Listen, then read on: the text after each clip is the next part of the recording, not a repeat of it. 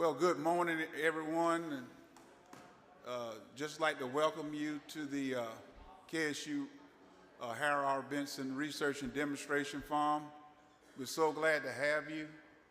Thank you for coming out on this very wet day.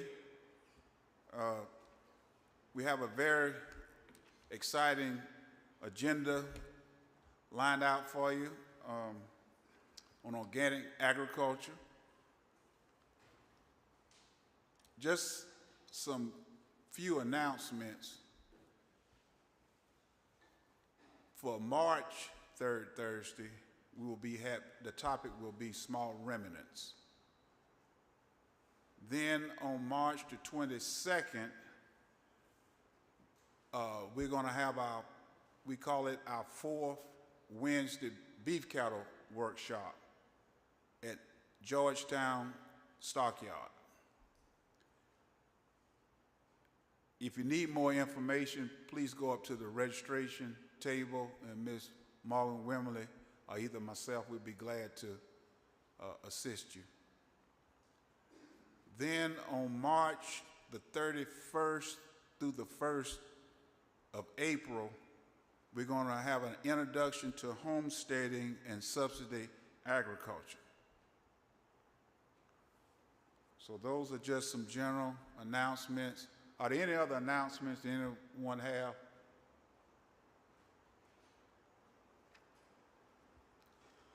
So at this time, I'm going to turn you over to Ms. Joni Nelson, and she's going to talk about overview for small-scale farm grant program. Ms. Joni Nelson.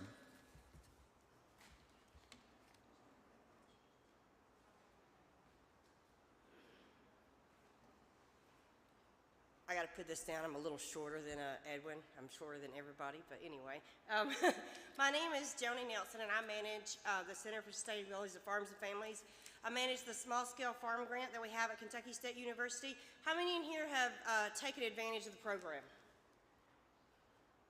Yay! So y'all can help everyone else that's in here today, right?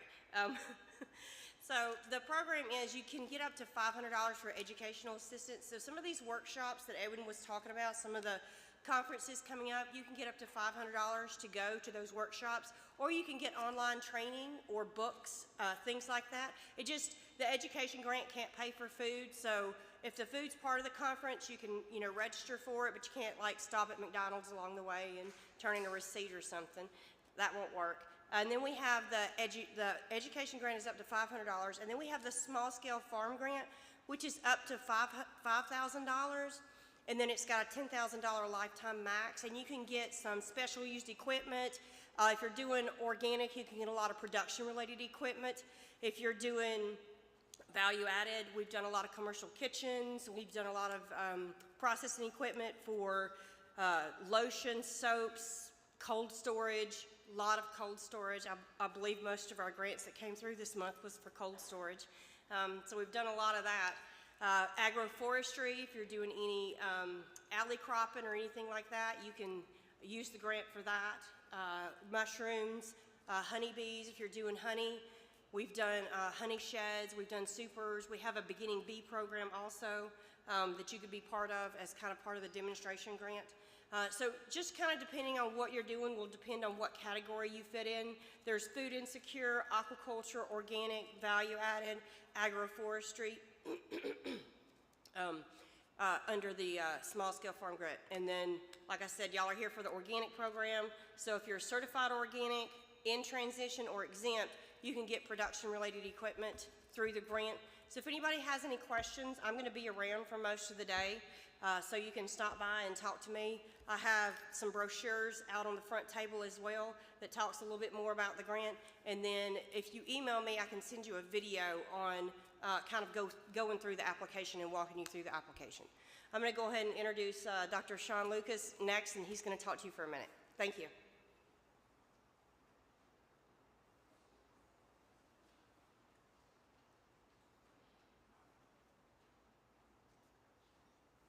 Well, welcome to Harold R. Benson Research and Demonstration Farm. I'm Shawn Lucas. I coordinate the organic agriculture research and extension operation here at Kentucky State. And It's always fun to put together these Third Thursday events. Every February we do organic. And so thank you all for coming out and braving the roads and the weather. I'm going to talk a little bit more later about some things that we do here at Kentucky State, but now I'd like to introduce Miss Abigail George from Kentucky Department of Agriculture, and she is going to talk about how Kentucky Department of Agriculture runs their certification program and works with farmers in Kentucky. Thank you for braving the roads today.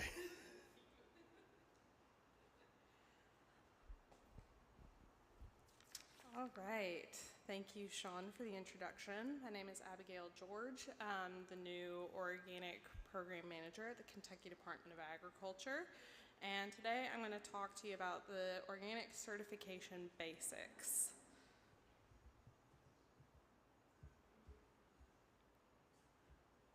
Can we go to the next slide? Okay.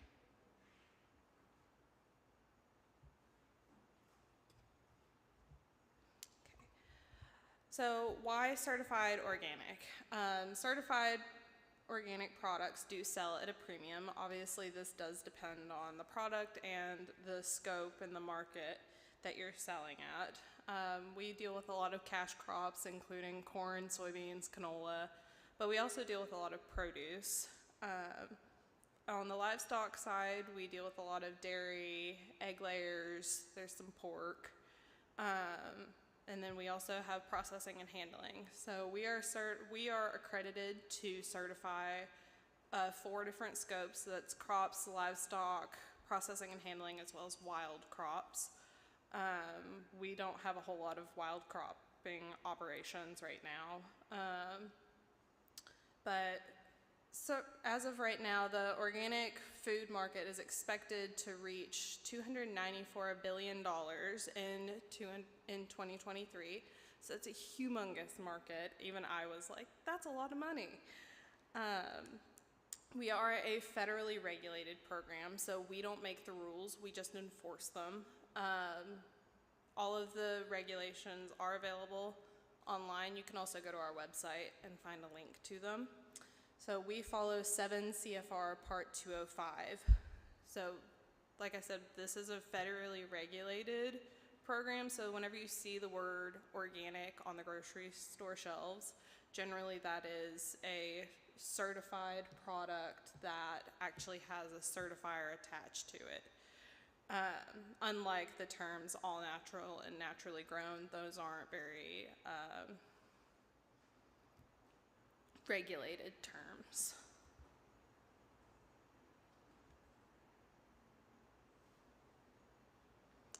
So these are just some numbers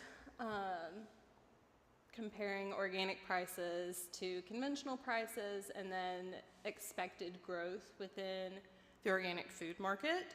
So as you can see, it's slowly but surely just ticking up compared to conventional food price sales. So there's a lot of money to be had in organic food.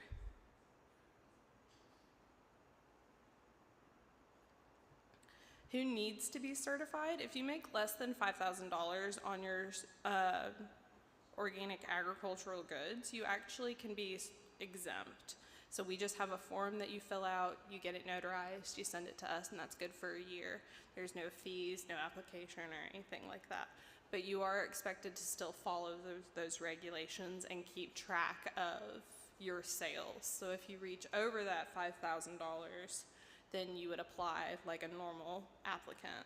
And all of our paperwork is the same for new people and renewals. We currently certify 192 farms, so about 83 of those are only crops, about 62 of those are crops and livestock, and 12 of those are processing and handling. We also had 14 new applications in 2022. So if you do want to do organic livestock, the pasture that they're on also has to be certified organic, and any feed that they are fed also has to be certified organic. There are minimum requirements for crops. So the land has to be managed organically for a minimum of 3 years. We call this the transition period. And if you just bought some land that maybe hadn't been used, we also have a previous land use affidavit that you can get signed that just states that that land hadn't had any prohibited substances applied to it in the last 36 months. The big three are probably the most important. So producers must not use any fertilizer or composted plant and animal material that contains a synthetic substance that's not included on the national list of synthetic substances allowed in organic crop production. That is included, I think the rule is 601 for those allowed products. You cannot use sewage sludge or biosolids, and the definition is in 40 CFR Part 503. I believe they also include a definition in the rule.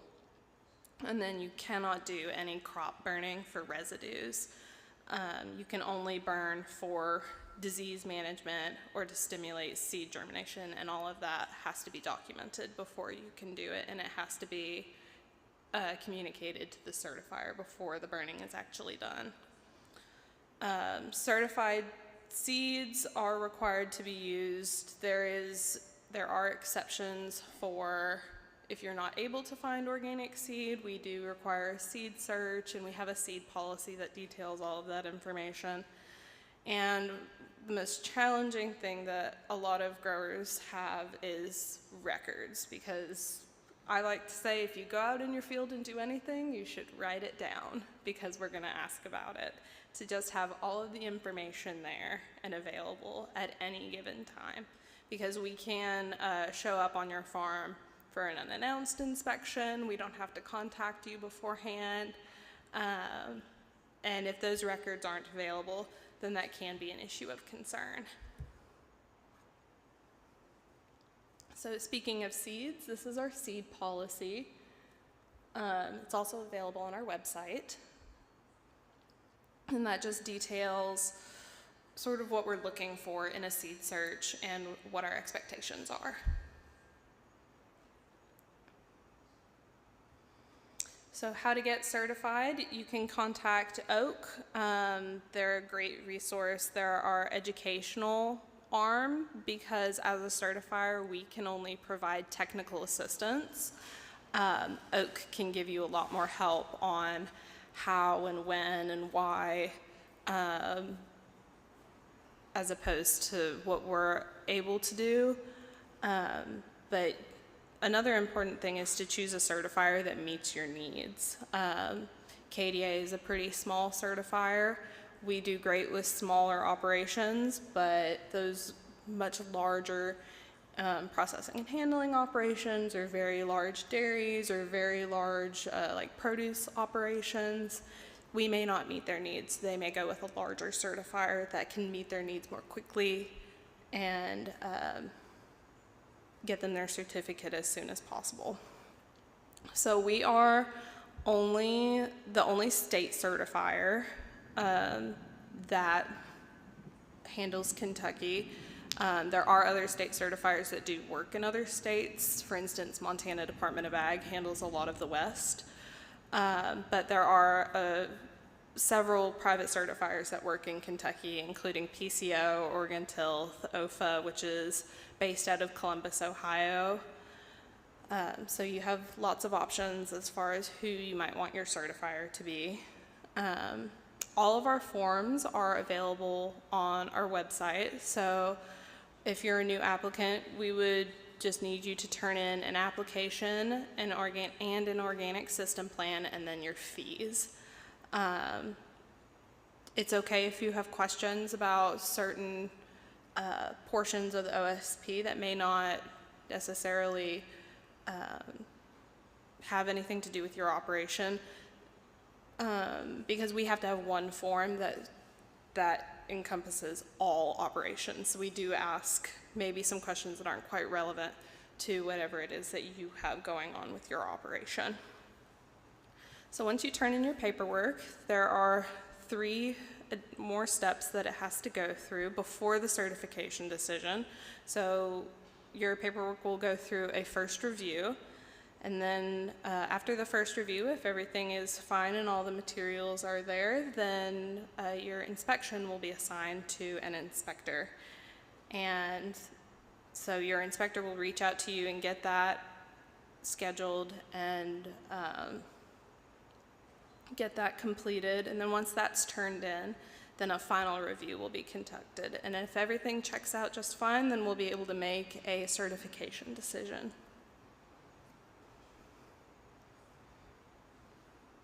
So what can draw out the process? New applicants can take anywhere from 6 to 12 months to get certified.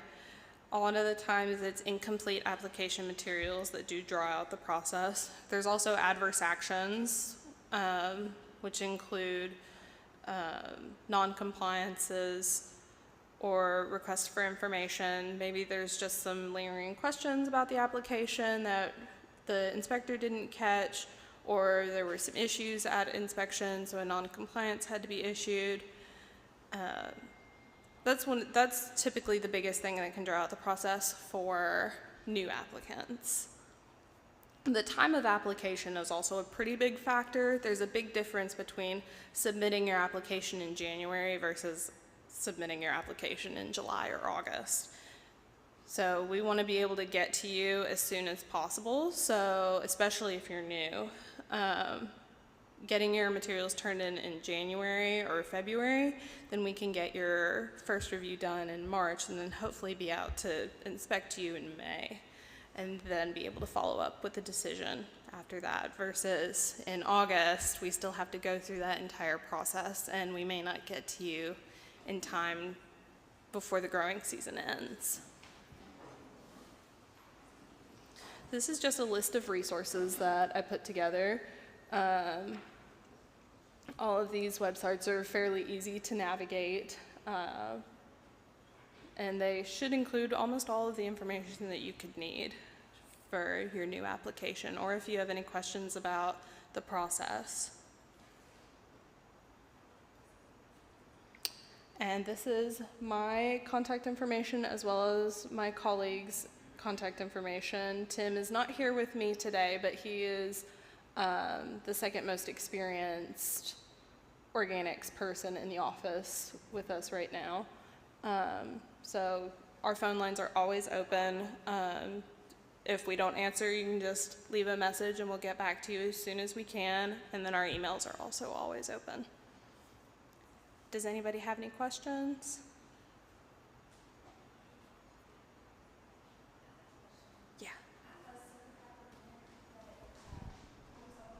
I'm just a very small operation, and so I voluntarily let that certification go with paperwork. But now that I'm seeing that if it's under $5,000, which I am currently, that I can apply for an exemption. Yep. So Yes, you just can. Online, is that how I do that? Yes, yeah. The Okay. form is available on our website. Okay. And I still maintain all my records just like I did before. Okay. I just, it was a little overwhelming for Yeah. a little tiny operation like mine. Okay. Yeah. Thank you. Yeah, you're welcome. Anybody else? It is, let's see, I think it was up on that slide. It's under resources, the second to last slide.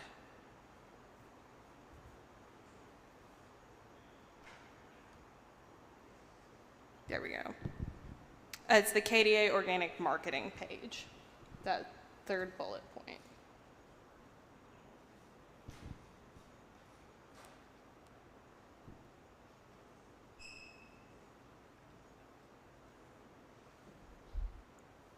Anybody else have any other questions? No? Okay. Thank you very much, you guys. I appreciate it.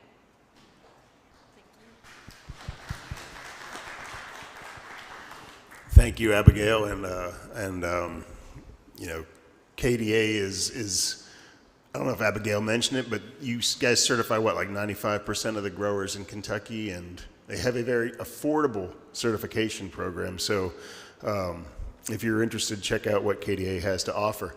A couple years ago, I gave one of these Third Thursdays, and I asked how many people in the room are certified organic, and nobody raised their hand. And I think we've kind of changed that dynamic here over the last couple of years, and we're bringing more people into the Third Thursday events and our extension events in general, where there is a lot of interest in organic. And I think that reflects what KSU has been doing in outreach, but also reflects what our next group has been doing. OAK is the Organic Association of Kentucky, and Brooke Gentile is the executive director of OAK. She has been working with KSU for a long time, and we've had a long-standing partnership with Organic Association. So I'm glad that Brooke could be here to present, and OAK is doing a lot to bring new farmers to the table in organic, and they are doing a lot of work as an ally to bring KSU stakeholders in particular into the realm of organic and open the opportunities of organic up to everybody. So without further ado, Brooke?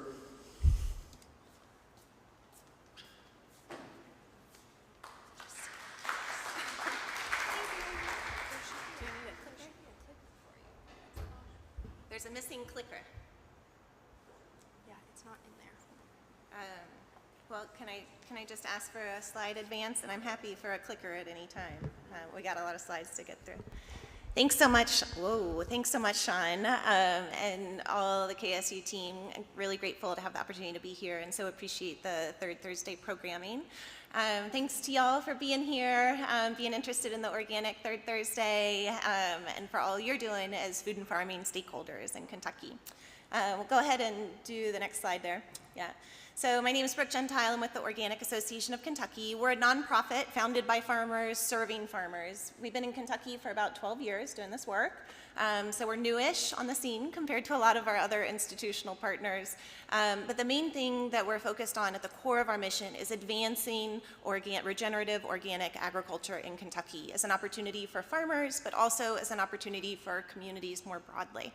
And our programs focus around that. Today I'll talk with you a little bit about our program offerings and share the resources that are available to you as farmers or you as ag professionals that you can make your farmer networks aware of.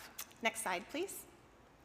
So we believe that organic practices improve how food is grown and the quality of the natural resources we all depend on. And that most importantly, organic agriculture creates dynamic opportunities for increased environmental resilience and conservation, improved community and human health, and regional agrarian prosperity. Next slide, please. So organic practices are not new, right?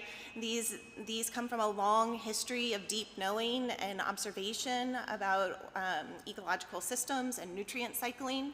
We rely on lots of past knowledge, right? So there are a lot of people and a lot of labor and lived experiences that have gone in to cultivate both the knowledge, but the tools and technology that we rely on today. So some of these practices could include extended crop rotations, rotational grazing, letting land be fallow, using manure, and really using compost or legume cover crops in your rotations, among many other things, right? The overall goal is really to improve soil health and biodiversity in these farming systems. Okay, next slide, please.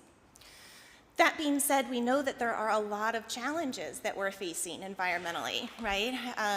And these range from, looking at weather weirding due to climate change, but also, oh yes, thank you, have the power now. Farmer and farm worker health, right? Exposure to chemicals is a concern, both water quality and overall soil health, and loss of biodiversity and declining pollinators. I mean, the list goes on, right? There are a lot of concerns. So what we see is that through research and actual experiences on farms is that organic practices can offer a lot of solutions that we need to these challenges. Healthy soils sequester more carbon, using organic practices can increase biodiversity and pollinator habitat on farms and really increase those counts. Using organic practices can provide more on-farm resiliency over time through weather weirding patterns, and it also offers access to premium markets for farmers that choose to be certified organic. So why we're doing this, generally, broadly, is that we have about 400 members in the state. Most of those are farmers. Some of those are researchers, community members, backyard gardeners. Anyone could be a member. And what we do for our members is we promote them through some online marketing. We try to connect them with their communities and buyers to support their farm business and highlight and celebrate their stories and successes. So we have an online farm directory that we promote. But really, Oak's programs are also here to support anyone interested in organic practices.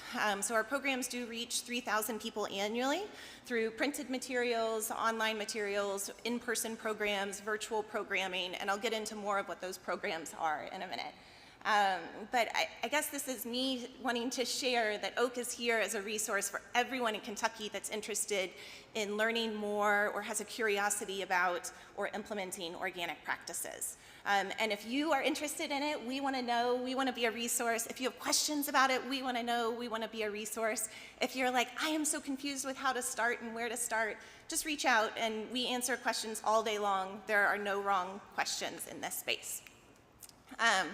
So of the 3,000 people that we connect with annually, we ask questions on registration or through a member survey or a participant survey.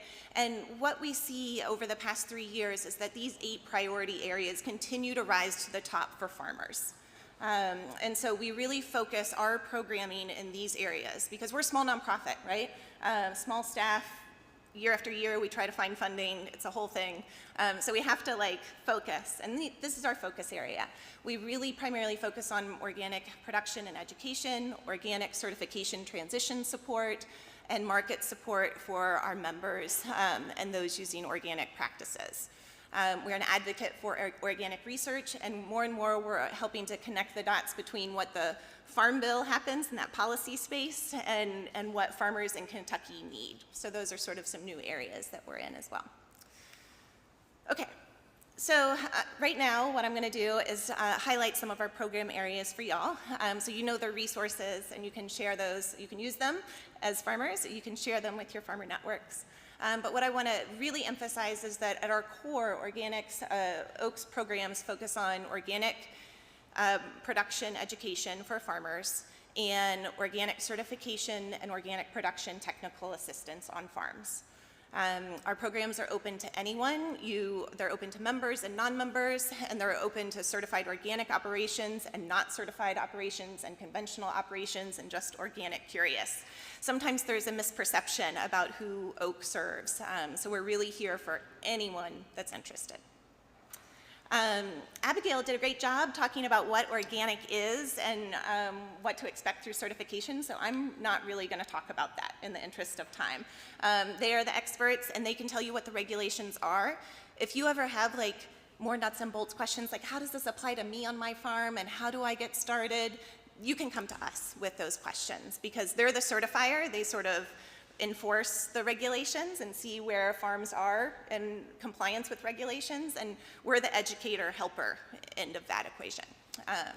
So we appreciate all they do. We wouldn't have a certifier in the state certifying so many farms if it weren't for them, and we're here to support that process when you need help. So one of the reasons why we focus on organic certifications through some of our programming is because there's a real market opportunity. And Abigail alluded to this before, but this is a growing industry when you look at the certified organic food sales in the US. So topping out at almost $60 billion last year for food sales. And what we see in Kentucky is that it's a growing opportunity also for farms, right? This is a lot of growth in a very short amount of time, and my years on the bottom there are a little funny. It didn't copy over well. So, but we're almost at $75 million in Kentucky for sales in 2021, which is dramatic growth over the years. This is from the USDA Organic Survey. But what I like to share with folks is that in the national context, certified organic cropland is still less than 1% of all farmland, and the number of certified organic farms is still less than 1% of all farms in the nation. Okay, so even though it's a growing industry and it does provide opportunities for farmers in the marketplace if they have access to those markets and are committed to cultivating those relationships, this is still a very small industry in the broad landscape of agriculture in Kentucky. In Kentucky, this is where the roughly 200 current certified organic farms are in the state, so you'll see that it varies across the region. And again, just for reference, we're working with a lot more people than just those certified organic operations. When we work with folks, what we're hearing from farmers all the time is that there are some business challenges, some production challenges, and what I love showing in this we did this last year, is that there's a lot of overlap and similarities in organic farming systems in terms of what those production or business challenges are. So I share this because we want farmers to know that those challenges are shared, and we also want to design at Oak, we want to design our programs to address these issues or challenges and to really shine a light on those farming operations that are having innovations on the farm to address some of these ongoing challenges. So through our programs, we get people together at a big annual farming conference, and we were so lucky to be here at KSU just last month. It was amazing, so thanks. A lot of y'all were here with us. It was incredible to be here. We're so grateful for the KSU team that hosted us this year. We had over 445 unique attendees at the 3-day event. We had an incredible selection of speakers, 3 of whom are in the room with us today as well, so thanks to y'all. And really, it's just a lot of sessions and hands-on demonstrations and a trade show and being out on farm tours. It was incredible. So we do it every year. It'll be the last weekend of January next year, so save the date now, and I hope you all can be there with us. We did make over 140 scholarships available because we had incredible support for the event. It doesn't happen in a vacuum. We rely on partners and sponsors and trade show folks and incredible speakers and all y'all showing up to attend. So it was magic. We get really excited when we have such high participation from farmers, so 82% farmers and a lot of beginning farmers as well. And our programming reflects that. A lot of production-oriented content, both advanced level and beginner level. So anyways, we had great support from sponsors and partners and funders for that. Our other program area that we work on is we do farmer field days.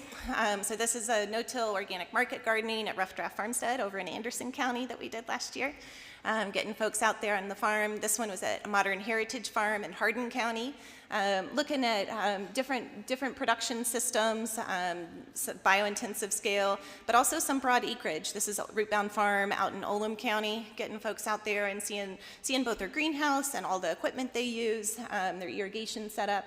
So we really design our field days around what is going to be useful to farmers. So if you're interested in a particular topic on field day, let us know. We'll help to organize it. We also try to move it all around the state. This is Rockcastle County Salamander Springs Farm, looking at Susanna Lean's permaculture setup there.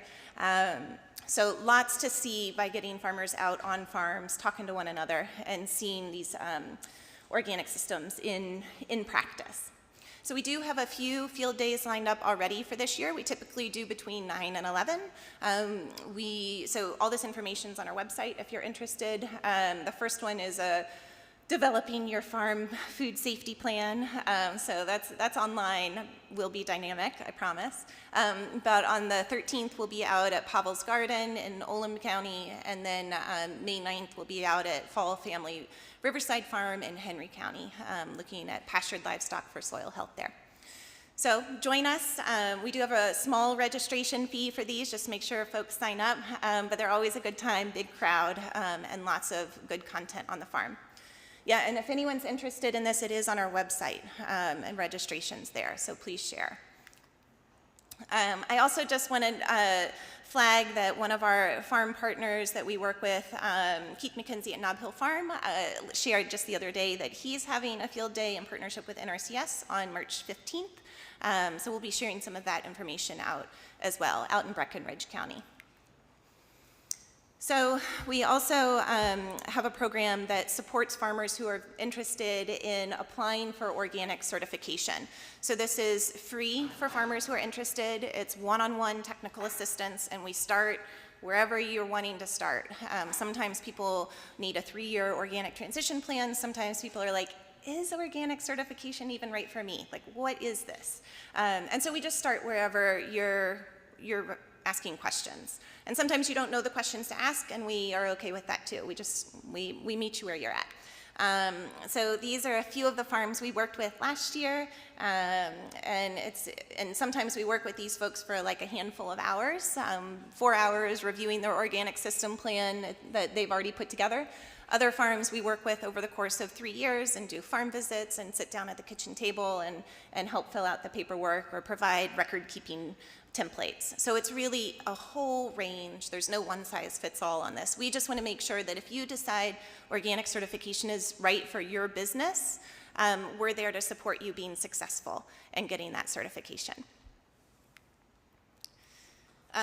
So I'm going to skip over this in the interest of time, but this is just a little bit of our process around what we help farmers consider when they're thinking about organic certification.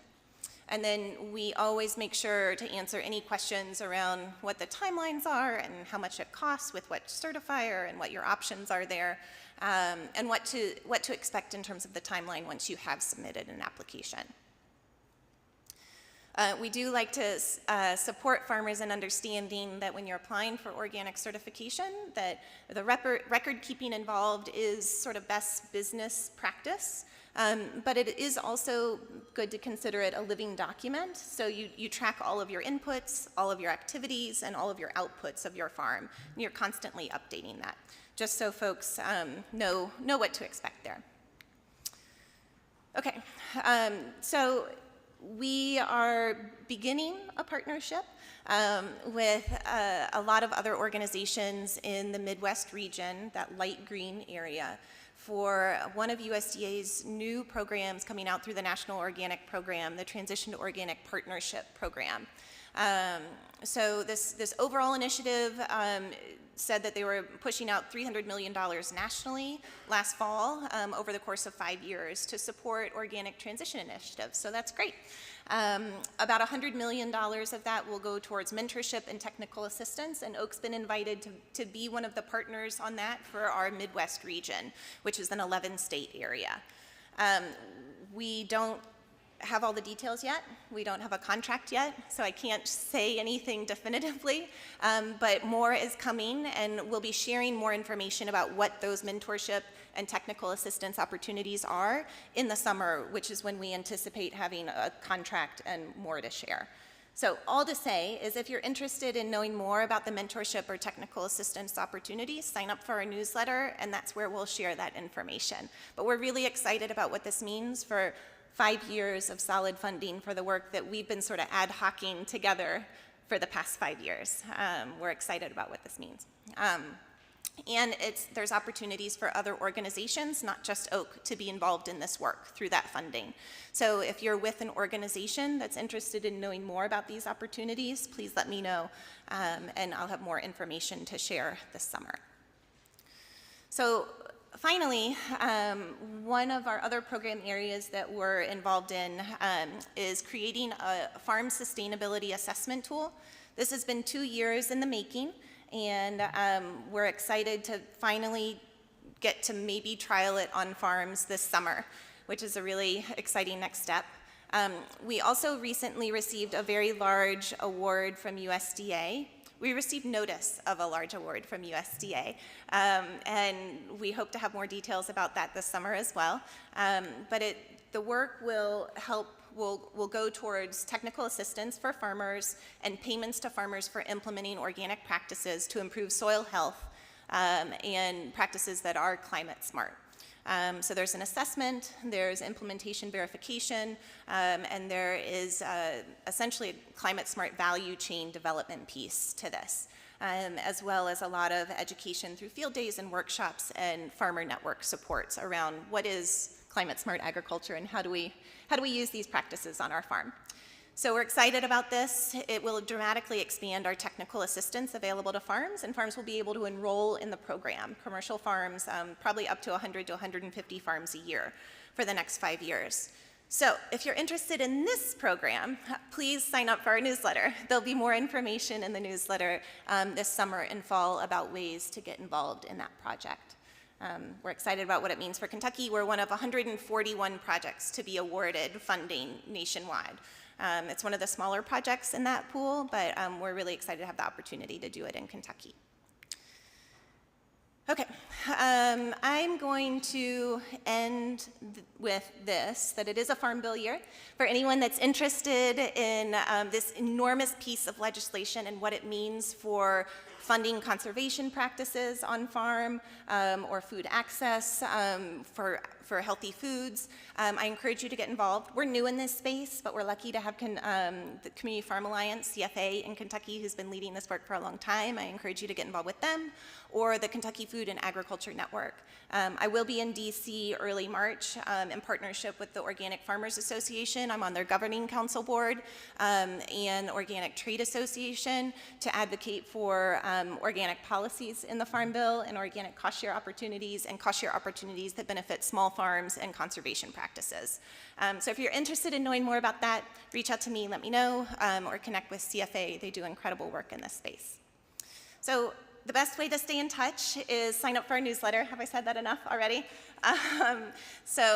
We'd love to see you at an Oak event coming up, or reach out to me anytime if you have questions. I answer all the emails, and the phone number on the website goes to my phone, so you'll reach me there. Any questions? I know it's a lot. I have a newsletter sign up in the back too if you don't want to go digital, and my card, or I'll be here all day, so you can reach me in the back. Thank you.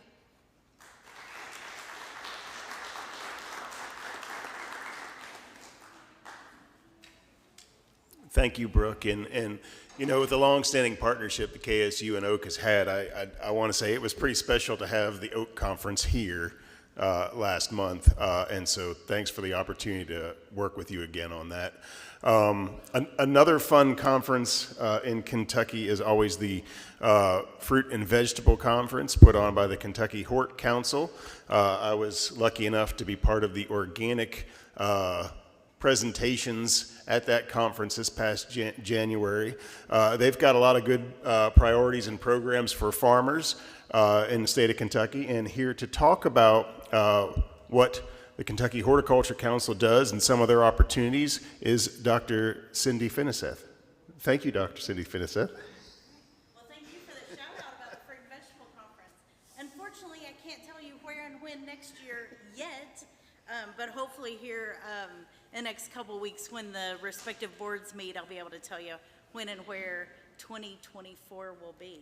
So anyway, so thank you very much for letting me be here with you all today. I'm going to present some information, and then if you have any questions, happy to answer those. And I'll be here at least until after lunchtime, so you can always catch me and ask me any specific questions about anything that I talk about.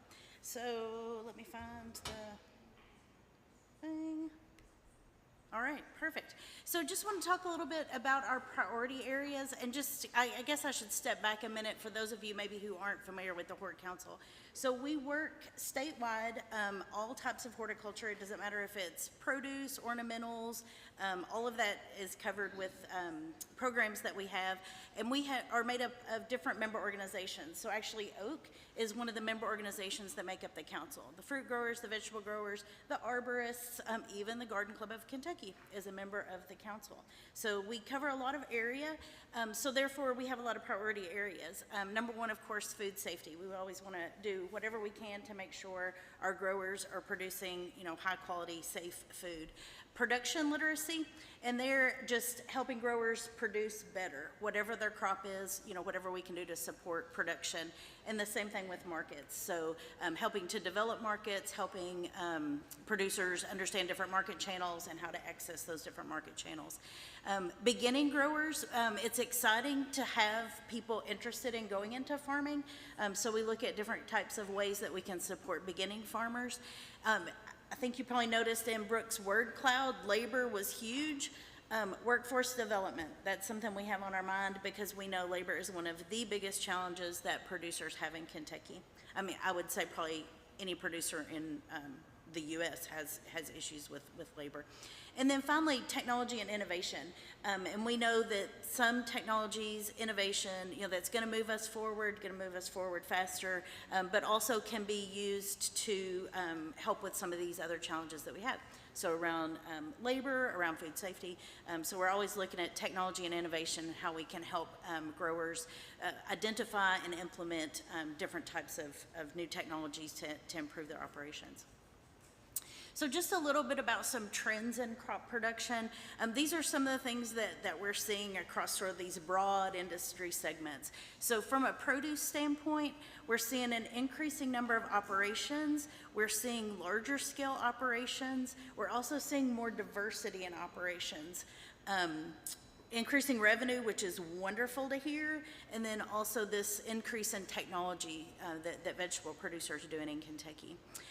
Some of the same trends we're seeing in fruit production, and specifically small fruit production, so things like strawberries, blueberries, blackberries, raspberries. We're seeing an increase in the number of operations, increasing revenue, and increasing use of technologies there. And then when we look at tree fruits, we're seeing increasing scales of operations, so our orchards are getting a little bit bigger.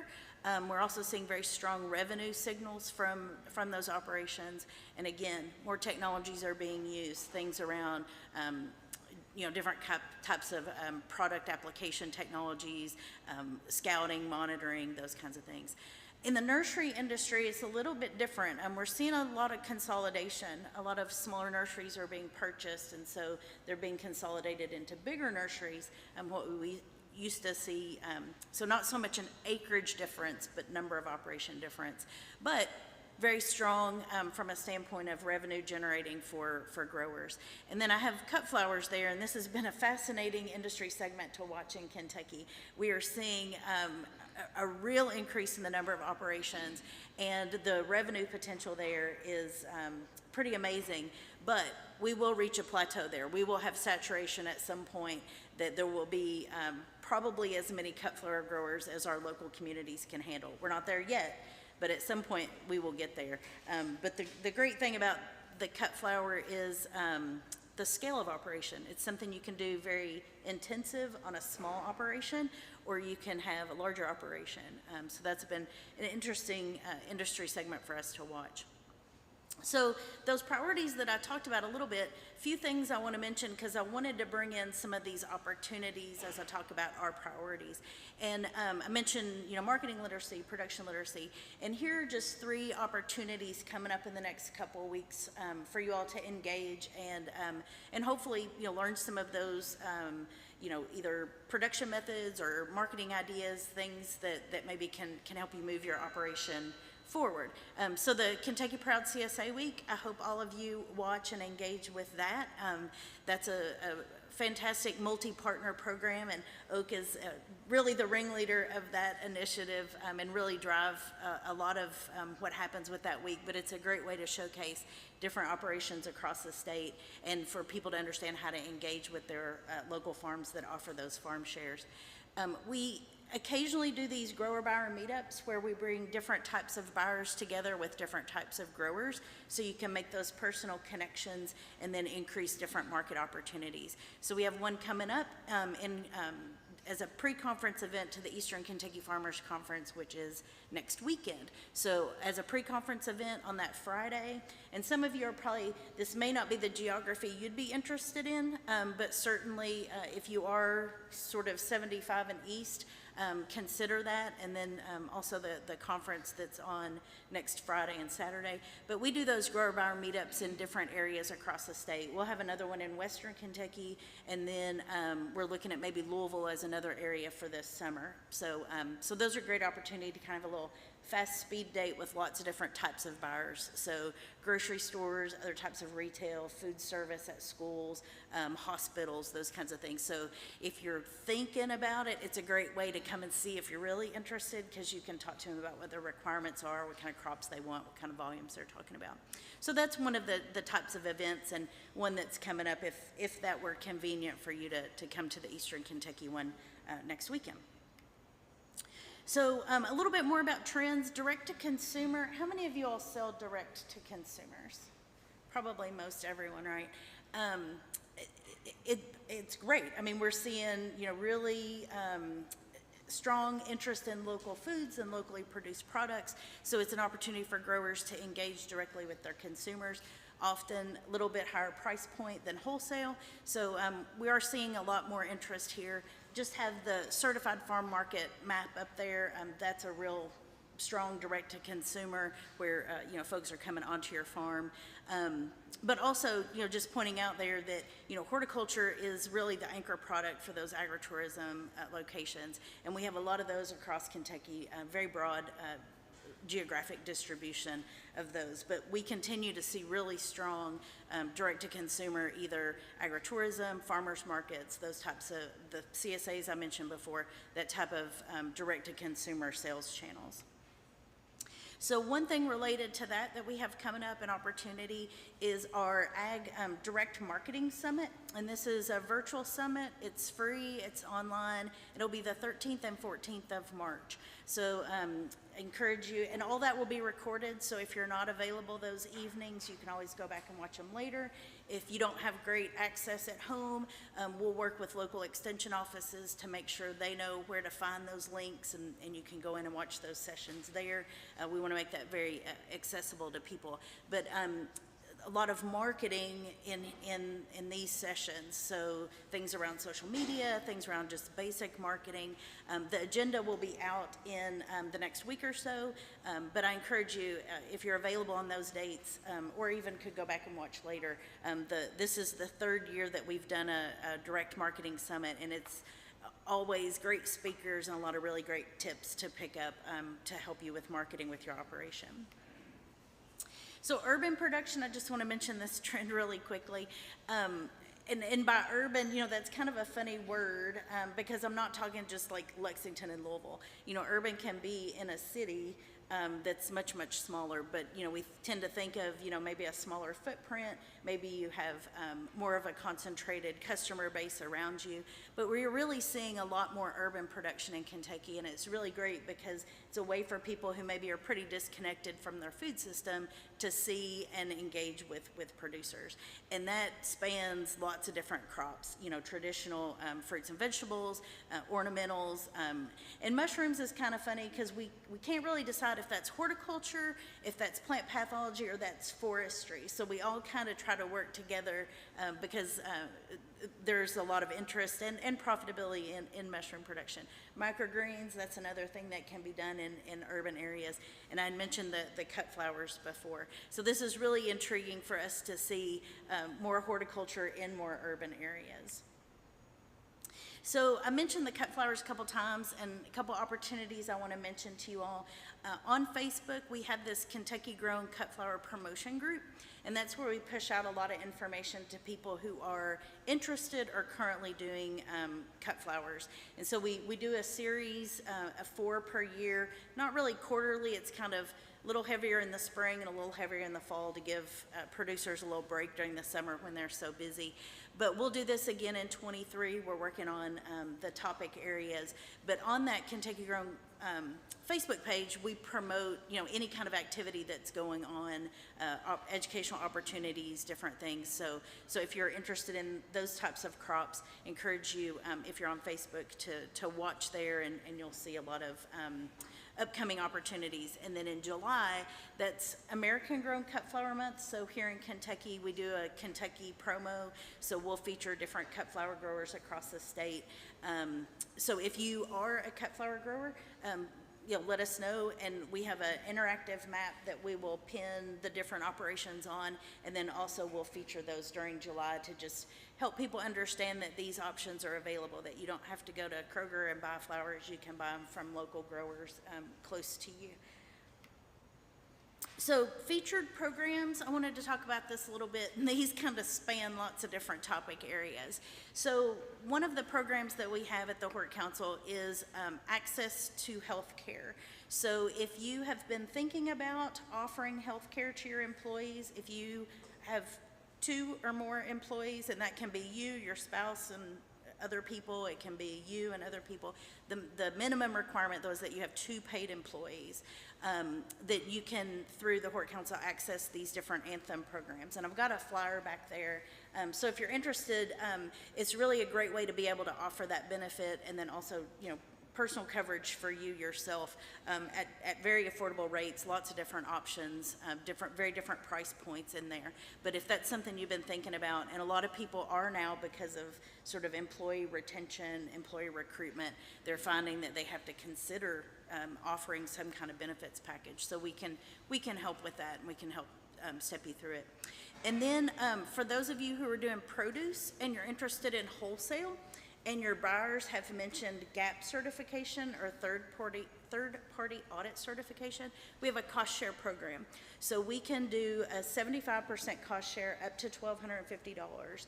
And for most people, the audit costs, if it's a pretty simple audit and you're very well prepared, the audit costs are usually in the hundreds of dollar range. So I think last year our average was like $437 was the average of our participants in the cost share program. So then you would get 75% of that back. So we try to make it very affordable. So if you're trying to get into a market channel that the buyer is requiring that certification, we can help you with that. And then we have a companion program with Cultivate Kentucky, where Brian Brady will actually come on farm, help you with a farm food safety plan, help you prep for an audit, so that you're ready, and it's really easy for you to go through that process. So if you're thinking about wholesale markets, definitely reach out to us and we can talk about that. You can apply. There's no penalty if you end up deciding you don't want to do it, but we do like to get people enrolled early so that we can reserve those funds to make sure we have it available. If you've heard me talk before, you probably heard me talk about our Small Fruits Initiative, and we'll be able to continue this program through September of this year, and then we're not going to be able to offer the program anymore. But if you are currently producing or would like to produce for commercial sale, not just for a hobby, we can do a mini grant for the purchase of things that will help you be successful. So that may be plant material, it might be irrigation, it might be bird netting. It is unique to your operation. So there's a technical assistance component with this to help you think through, okay, what is the most critical thing I need to get into small fruit production or to extend my small fruit production? And that's easy. It's just a simple application process. And then, like I said, it partners with the technical assistance to make sure that variety selection, site selection, all those things are setting you up for success. One new program that we're offering this year is a cost share, and it's for on-farm water projects. So if you are thinking about an irrigation project or you're thinking about some kind of water management project, let's talk about that, because we have this new program, and it's for projects that are up to $20,000, and we can do a 50-50 cost share. Now, you don't have to have a project that is that big. It can be much smaller, but we can do a cost share on that. And it really is looking at on-farm water management. So if you are thinking about it, let's talk, because there's some very specific requirements and practices involved with that program. Excuse me. And then the last program I want to mention is this, and today's a perfect day to be talking about this because all the weather. If you all came in when I did and you saw the roads being flooded, you may have had this on your mind thinking back to July when we had the severe flooding in eastern Kentucky.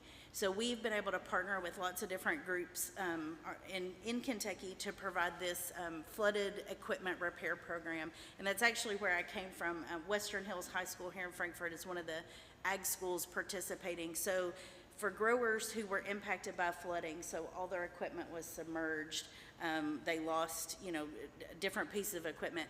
We were able to go into the counties, pick up that equipment, transport it to different vocational, different VOAG programs at high schools, and then the students are doing that repair work. So it's really, I think, a great program because we're helping the growers in the area, but also these students are seeing the benefits of, one, being able to help in a meaningful way, do kind of a community service sort of project, but also they're building these skills. If you have tried to find someone to work on your small engines, it probably is hard to find somebody, and then it's probably going to take forever to get it back, and it may not be repaired when they're finished anyway.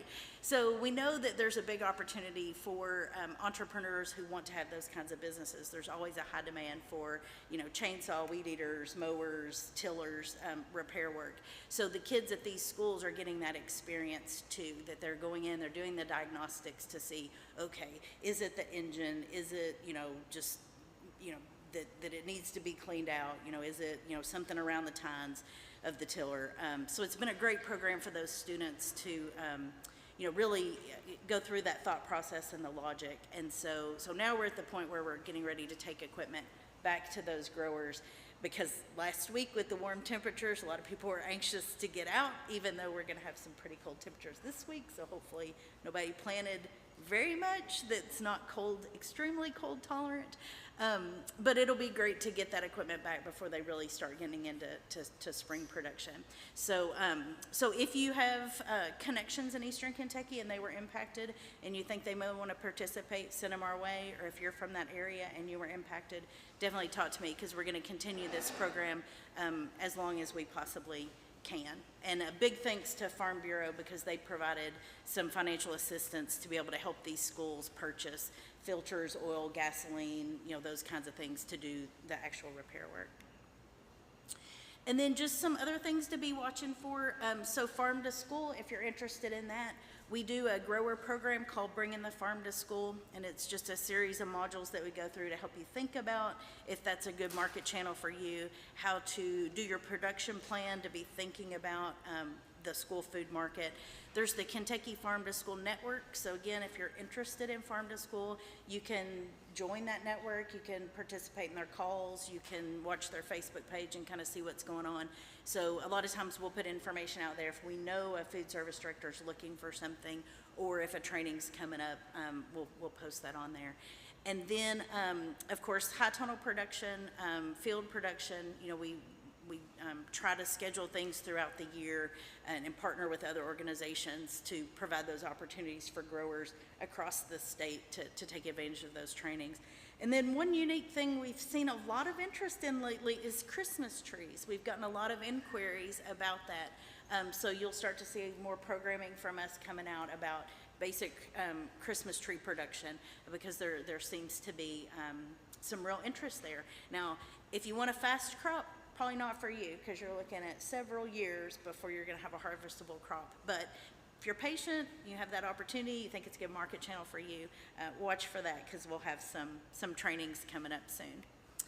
And I'm not going to go through this. This is just, kind of what we want to do. We want to provide statewide programming. We want it to be meaningful. We want it to be helpful. We want it to be accessible. We want to be thinking about the things that make farmers successful, and to make this a sustainable entrepreneur, career choice for people. And then finally, this is just a list. I mentioned a few of our member organizations. This is the full list. Our contacts, if you want to follow us on social media, you want to see our website, those kinds of things. And then just a little bit about our board there. But yeah, so glad to be here. If you have questions, do we have like a minute for a question, or does anybody have any questions for me at the moment? Yeah. I'm glad to see some Christmas trees.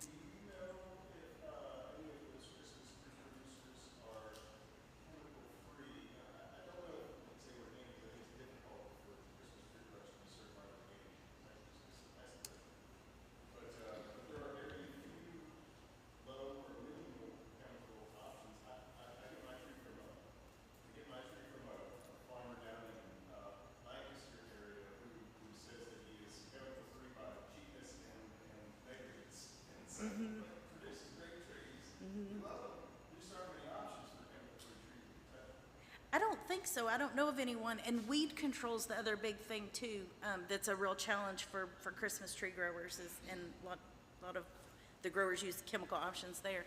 I don't know. Brooke, do you know of any Oak members who are Christmas tree growers, certified organic? Oh. Okay, and that's Mercer or Anderson? Anderson County. So certified this year, the plants, okay.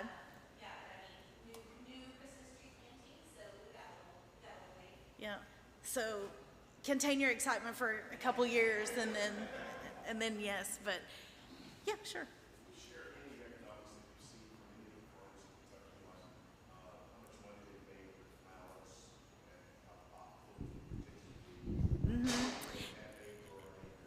So some of that depends on the market channel, if they're doing direct to consumer, if they're doing just stems, or if they're doing bouquets, or versus whether they're doing wholesale. And I will say, if you're interested in wholesale and you're near this area, there's now the Kentucky Flower Market in Simpsonville that is a wholesale opportunity where they're aggregating product, and designers, florists, and different kind of people are purchasing from there. So that's a little less revenue, but it's a very stable, secure market channel. So figures. So each year when we do that Cut Flower Promotion Month, we ask for some sales data so that we have an idea. So we have people who report less than $1,000 per year in revenue, small scale, beginning, that kind of thing. We also have some growers in the bracket that's $200,000 or more. Yeah, yeah. And those are the more established, larger operations that don't do just cut flowers. And that's the thing, it's hard for us to parse out, because they'll say farm revenue, so they may be doing produce and cut flowers. But we don't have great numbers yet, but the census that just closed, so when that data is available for us to review, it will be fascinating to look at, because we know that there are probably 125 growers that we know of that we work with across Kentucky. So hopefully they'll all report census data and we'll get to see. But, you know, that's really not a great answer to the question you asked, but there is a huge range. And we don't really have a way to correlate that with scale of, like, okay, was it $5,000 if you were doing a quarter of an acre, or was it, you know, were you doing a larger operation? But hopefully some of this work that we're doing with UK, with the ag economics folks, Tim Woods and Savannah Columbia, we'll start to have some more information and some more production budgets, so we can really do some good projections around, if you're growing these crops, here are the sales data, and here's the potential. So hopefully in the next year, you'll start to see some really good production budgets. Would you say that it would be probably more profitable with flowers than produce? Because, you know, when I've grown it on my farm, you grow it and it's like takes off, versus tomatoes and, you know, other types of crops. You got to put plastic down, you got to weed, you got to put a tobacco stick up, then you lose 30% to big rain. You know, I guess it's probably a little bit more profitable, would you say, or not? It can be, depending on the market. In very rural areas, I think there's a challenge there because of disposable income, because these are luxury items. I don't think so. I mean, I think everybody should have fresh flowers on their counter every day, all the time. But I think that your market is going to have a big impact. If you're closer to an urban market, like where there's, Lexington or Louisville. yeah, or northern Kentucky, I think that there's a lot more economic potential there just because of disposable income. But I think, I mean, I've been surprised at some of the rural growers who have found their customers, and they have a really strong customer base, and they may be doing farmers market, they may be doing subscriptions, they may be doing deliveries, but I think that it can be profitable. I think you have to know your customers. Yeah. Yeah, sure. And I'll be here if y'all have more questions for me later, but sorry, I know I'm over a little bit.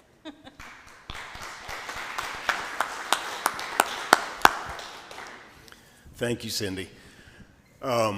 Our next speaker, we're only just a little bit behind schedule, but I'm sure our next speaker will throw us off a little bit. It's my friend Mike Lewis and his colleague Andy Pressman. They are from the National Center for Appropriate Technology. Mike is an agronomy specialist, and I've known Mike for a few years. He's a friend and a colleague. He's worn a few hats, and he's been here before. But he and Andy Pressman, who is, Andy is the Director of Sustainable Agriculture for NCAT. They are going to talk about what NCAT does and some of the opportunities, and also give an overview on whole farm planning. And so I'd like to welcome them to this event. Thank you, guys. Hey, good morning. Can you hear me okay? All right. It's great to be here, and I'm thankful that all of you here, because it is going to take a village to make Kentucky a powerhouse in organic agriculture, and you're all here, and I applaud you for your willingness to support us in this work. And it's great to be here at Kentucky State University, which I consider to be Kentucky's premier organic research and education farm. So I'm thankful for them and their commitment to sustainable agriculture over all of these years, and I think that they started this before it was easy, so let's take a second and just give them a big hand for that, because they're still here.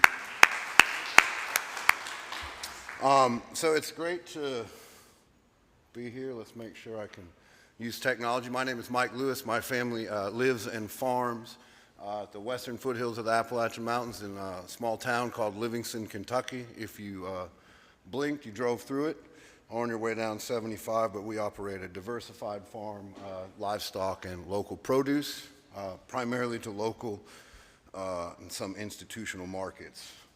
My day job, I work as a sustainable agriculture specialist for the National Center for Appropriate Technology, and NCAT has been helping people build resilient communities through local and sustainable solutions that reduce poverty, strengthen self-reliance, and protect our natural resources. And again, we've been doing that since 1976. We like to consider ourselves a trusted, practical connector for individuals, businesses, and communities who are working to leave the world a better place than we all found it. And we do that work through, again, through our trusted knowledge base. We provide direct technical assistance to farmers and ranchers around the country, helping them facilitate practical solutions on their farm that are going to help them be more sustainable in their production systems, and also help them mitigate some greenhouse gas emissions, right? We are headquartered in Butte, Montana, but we have field offices all over the country. I'm here in our Kentucky field office, but we are everywhere. We were actually created in response to the energy crisis of the 1970s to develop appropriate low-cost energy-saving strategies for underserved communities. And in 1987, we actually expanded that mission to include sustainable agriculture. We sort of recognized the intersection between agriculture and energy as an underserved area where farmers needed support. When we talk about appropriate technology, this has its roots in post-World War II, but there are 5 key elements that you'll see here. They're small scale, simple to use and operate, low cost and labor intensive, local, decentralized, and environmentally sound. I want to talk to you real quick about a couple of our programs that we run, so you can have this resource when you leave here before Andy comes on to talk with you all about whole farm planning and holistic management. But our flagship program is our Atrus program. As many of you well know, there are more than 2 million farms that dot the United States, covers about 40% of our land base. And our Atrus program supports farmers, ranchers, and agricultural managers at every stage of the agricultural process. We house a knowledge base that's free to you all online, filled with hundreds of educational resources that I'm certain you will find beneficial at some place in your journey. Everything from starting a farm, the basics of starting a farm, up to more specific in terms of crop rotation, soil health, or pasture management. It runs the gamut. Every year, we provide assistance to over 35,000 farmers around the country. That is done through a cooperative agreement with the United States Department of Agriculture Rural Development Program. One of our other important programs is our Soil for Water program, and that is a free, voluntary program that we administrate, and that job is just to support farmers and ranch rangers who want to make their land more resilient and profitable, and help their soil hold more water. It's really focused on that soil sponge aspect. If your soil acts more like a sponge, it's able to hold more of the moisture, hold more of the nutrients, makes for healthier plants, grazing, livestock, milk, whatever it is your end product is. So that is a free program, and there are some great learning opportunities on there, as well as an online forum. If you have any questions, you can pop on there, and one of our specialists around the country that has the most expertise in that topic will be happy to help you. At the Small Farms Conference, we had a great presentation by my colleague Chris Lent, who works in our AgriSolar Clearinghouse. Again, this is another informational hub that provides farmers and ranchers assistance and resources on understanding what this sort of agri-solar movement means and how it could potentially impact your farm and your bottom dollar. We also manage the Arm to Farm program, which actually we have one of these coming up in Kentucky next month. It's one of our 2.0 programs, so it's not really, you have to have graduated our 1.0. Federal funding and COVID sort of shifted the way that we did that, so 2 had to come before 1, but we will be having a 1.0 in the fall this year in Kentucky. So if you know any veterans that are interested, this is a week-long intensive training program that helps farmers develop a business plan, understand federal and government programs that they may qualify for, and things of that nature. So that is, of course, near and dear to my heart. And if you all hold on just a minute, that's all I've got. I'll stand here and take some questions before my colleague Andy comes on. Andy started working at NCAT in 2007, and he is a holistic management guru, among other things, but he has his master's in sustainable systems design, specifically focused on agroecology. So while we're waiting, anybody have a hard question or an easy one? Yes, sir. My good friend, Mr. Tony Brooks. Yes, sir, and thank you for getting the high tunnel back together. We really appreciate it. And speaking of that, we want you to come over and put up solar panels tomorrow. Are you available? From 11 to no, 2. No, but I saw your solar panels in there, and do you have a program where you help small farmers put together a sustainable energy program and possibly using these solar panels? Yeah, absolutely. What I would do, and the great part about my job is I don't know the exact answer to that, but I know that my coworker does. So if you have those types of questions, don't hesitate to ask me, because even if I don't know the answer, I can connect you to someone on our team that has the resources that you require. And I see my boss's smiling face. So if that's it, ladies and gentlemen. Oh, I'm sorry. I have one more question, Andy, if you can hear me. The Arm to Farm, did you say that it's only for veterans? It is, yes, ma'am. It is a specific veteran-funded program. Okay. All right, ladies and gentlemen, Mr. Andy Pressman.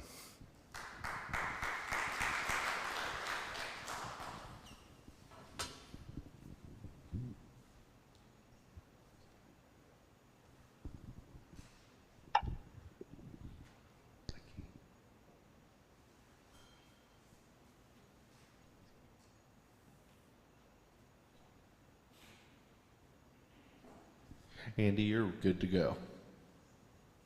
All right. Well, thank you very much, and hello, everybody. I hope you're having a great day at Kentucky State, and yeah, I wish I could be there in person with you. And hopefully, Mike told you all that I'm actually in New Hampshire, where we are in the heart of maple season right now. I don't know if you saw on the news about 2 weeks ago, it was on top of Mount Washington, about negative 110 degrees here.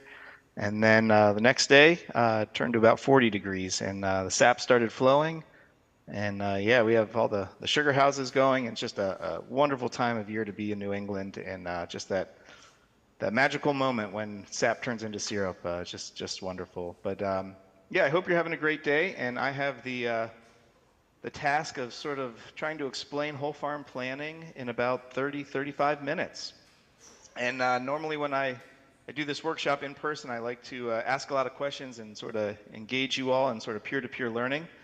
So I can't see any of you, but I do have, I do want to start off with maybe a few questions. So if you have a piece of paper and pen handy, I'd recommend taking that out. And you know, once we sort of go through these questions, maybe you can spend your lunchtime and rest of the day sort of talking together about some of these questions and where you're at in terms of managing towards your goals. So the first question I have for you all is more of a show of hands, and that is for those of you in the room, how many of you have a business plan for your farm?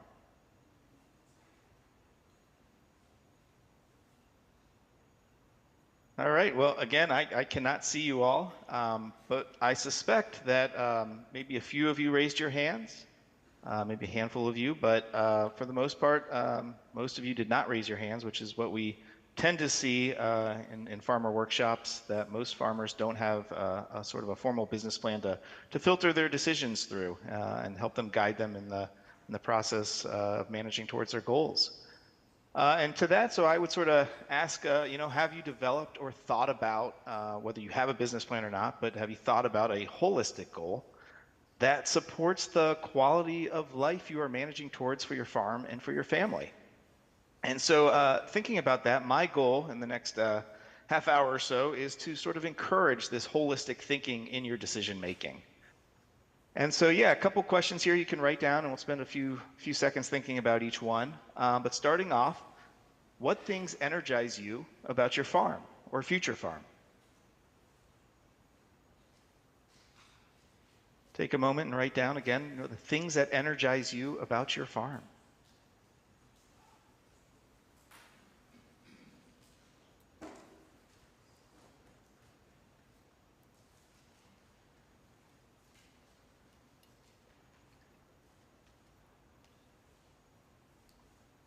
All right, and then the next question is, what things deplete you about your farm?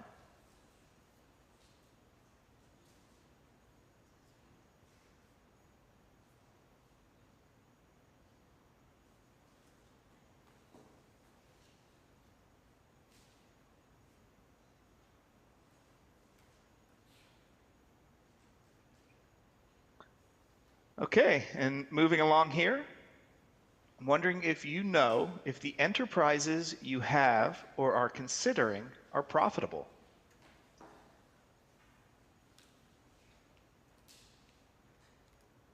So for those of you currently raising crops or livestock or thinking about getting into a new enterprise, do you know if it's profitable? And we're sort of going to dive into, you know, how do you know if they're profitable?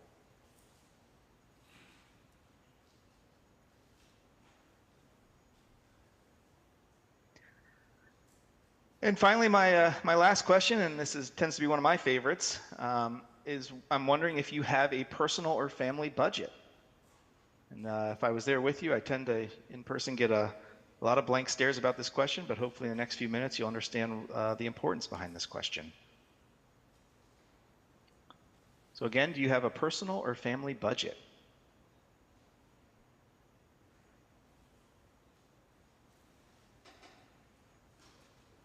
All right, so with those questions, you know, sort of getting the wheels in motion here, let's dive into whole farm planning. And yeah, I'm not sure how much Mike gave an introduction here about myself, but in addition to working with the National Center for Appropriate Technology, my family and I run Foggy Hill Farm in southern New Hampshire. And we've been farming, this is, I think, you know, I've been farming over 20 years. My wife has been farming about 30 years, mostly diversified vegetables, but we've raised livestock. We have a bee yard. We raise chickens currently. But primarily, we've always operated as a CSA membership program, Community Supported Agriculture. We do sell to other markets, which is critical in terms of our cash flow. But all of our food stays within about 8 to 10 miles of our farm, which sort of all relates back to our whole farm planning process, which around 2011, we sort of needed to reevaluate where we were at. We were on a different farm, a much bigger farm. I was starting to travel a lot more with my job with NCAT, and I think we had another kid on the way, and just all these life changes happening, and we just needed to take a step back and sort of reevaluate things within our farm and sort of the quality of life we were managing towards. So in 2012, we decided to move and to the property we're on now and start Foggy Hill Farm. And like I said, all of our food stays about 8 to 10 miles from where we're at. So I like to show here the food system and landscape that I'm immersed in, but also sort of typical of the New England landscape. And so this is my county. To the west, you can see I-91 there. That's Vermont. And to the south, the bottom there, you can see Winchendon with a dotted line. That's Massachusetts. So I'm right in the southwest corner of New Hampshire. And if you know anything about sort of Vermont, western Massachusetts, just thriving food systems.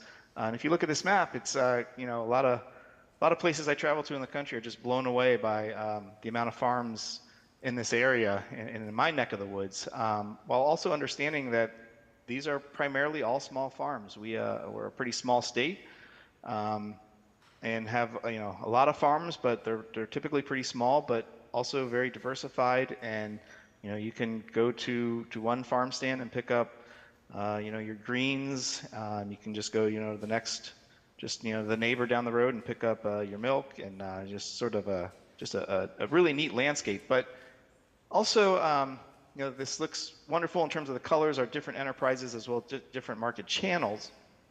But one thing to also point out within this, at least for New Hampshire, is that 83% of farms here gross under $25,000. And that, to me, again, is very much related to scale, but also shows a lot of challenges we have within our food system. And within this, I think it's estimated that about 90% of New Hampshire farms net under $5,000. So gross of 25,000 or less, but most of them are netting under $5,000. And to me, this is just really, not only does it lead to this conversation around whole farm planning, but it just, really, Mike and I have lots of conversations about, why when we're in a time period where farm to table is such a hot topic and there's so much interest in it, why are only a small fraction of U.S. farmers profitable? And so Mike and I, like I said, we talk about this a lot, and what I'm been really trying to understand and sort of observe is that on one hand, farms tend to be too small and that they become too diversified and that they're operating under economic thresholds. And then if we look at the opposite end, sort of the larger scale farms, they are much more efficient, but they also, as a result, are operating outside of environmental limits. So a lot of what we want to talk about today is sort of the profitability and financials related to your farm business, but also understanding, as related to scales, we can see within my sort of county map there, we could be managing towards a lot of other things besides just the financial aspects of profitability, that there are social and environmental goals that we can set and want to manage towards as well. So I recently came across, in the past few weeks, this article. It's a couple years old, but I decided I wanted to throw it into this presentation for you all today because I think it really focuses on a lot of things that lead up to how we want to manage towards our goals. And the article is called 7 Reasons Small Farms Fail. And it was from this website, smallfarmnation.com. And looking at the 7 here real quickly, number 1 is that small farms approach it as a lifestyle and not a business. And so to me, this is the need to sell at an attractive profit margins, which means focusing on a diversity of enterprises, as well as on high-value crops. And in my observation, both on my farm and working with farmers all throughout the country, there is this disconnect between high-value crops and calories. And depending on your goals, particularly those in certain communities, underserved communities, food deserts, the goal may not be so much of profitability in high-value crops, which tend to be greens, tend to go to restaurants, but it's those calorie crops to feed our neighbors, to feed our communities. And within those calorie crops, they tend to take up more space, and they also don't have that premium profitability that the high value crops have. So there is this disconnect to be aware of, but as you think about your goals and who your customers are and what you're trying to achieve, understanding this difference between high value crops versus if we're trying to make sure folks have access to healthy local food that requires higher calories. So number two, in terms of the reasons small farms fail, is they choose low-end profit margins. And it's imperative for any small business to choose a business model focused on high profit margin enterprises that targets customers who have the means or willingness to purchase what you're offering. Moving on to number three is poor or non-existent accounting. This is one of my favorites, and we could spend an entire Thursday just focused on this aspect alone. And for many farmers, they don't know what their real cost of production is, or where they should be investing more, or where they should be even cutting back.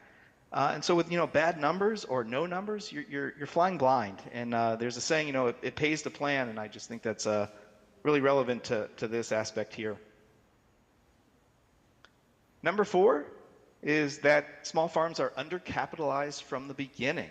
And if you expect to be successful in any business, you've got to have operating capital and cash reserves. And we won't really dive into financials too much today, but to me, this is where cash flow is so critical, especially within a CSA model, and understanding, some months I may not have enough money to where my expenses come in, which is usually pre-season, where I'm investing in seed, or if it's livestock, getting things going that in turn I expect to get a return on that profit once I start going to market.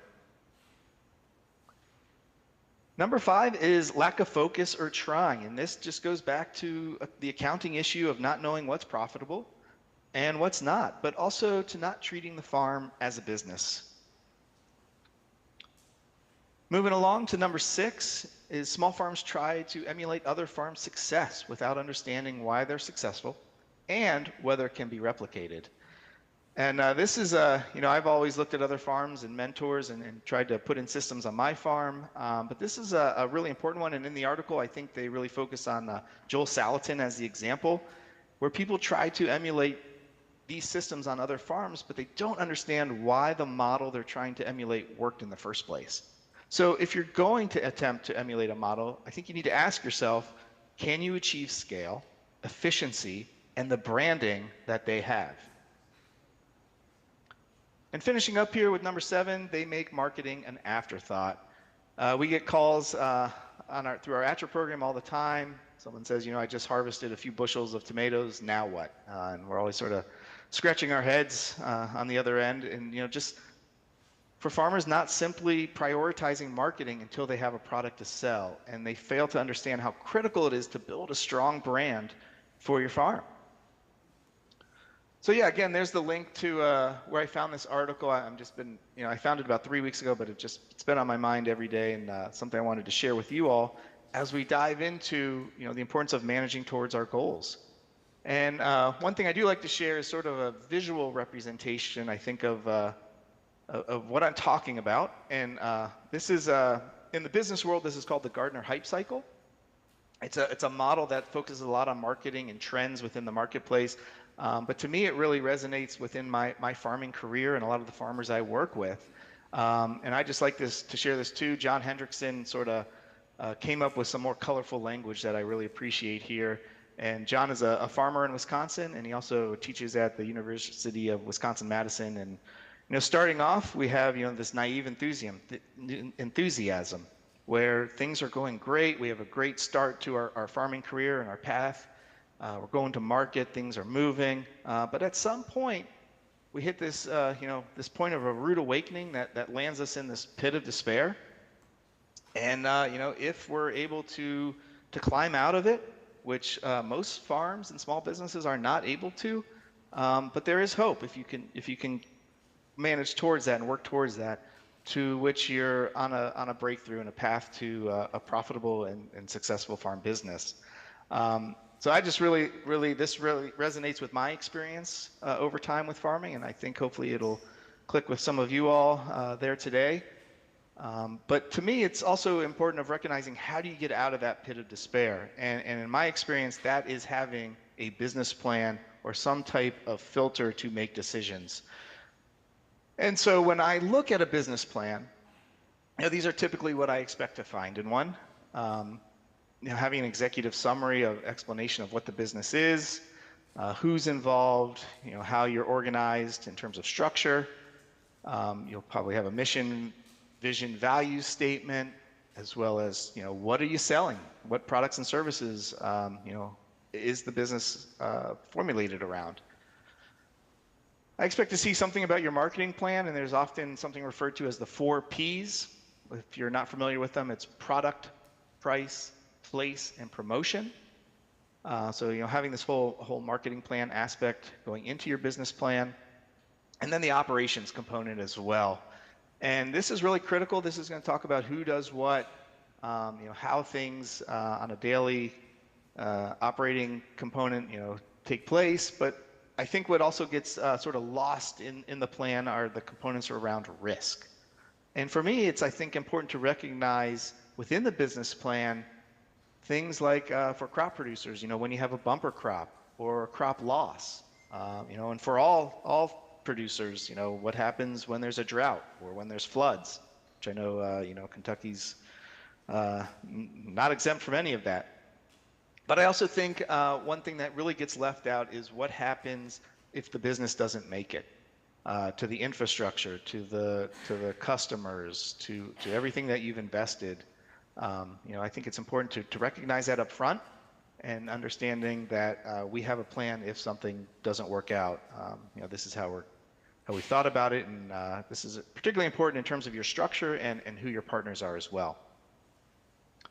The financial plan component is really critical. We're not going to talk too much about that today, but if you're looking for any type of loan or business assistance, they're going to require these financial statements, but they're also just really critical for you all in understanding where the farm is at any point in time, and instead of waiting to tax season, we can understand where our cash flow is at and what things look like, within our finances, and then there's the sort of supporting documents as well.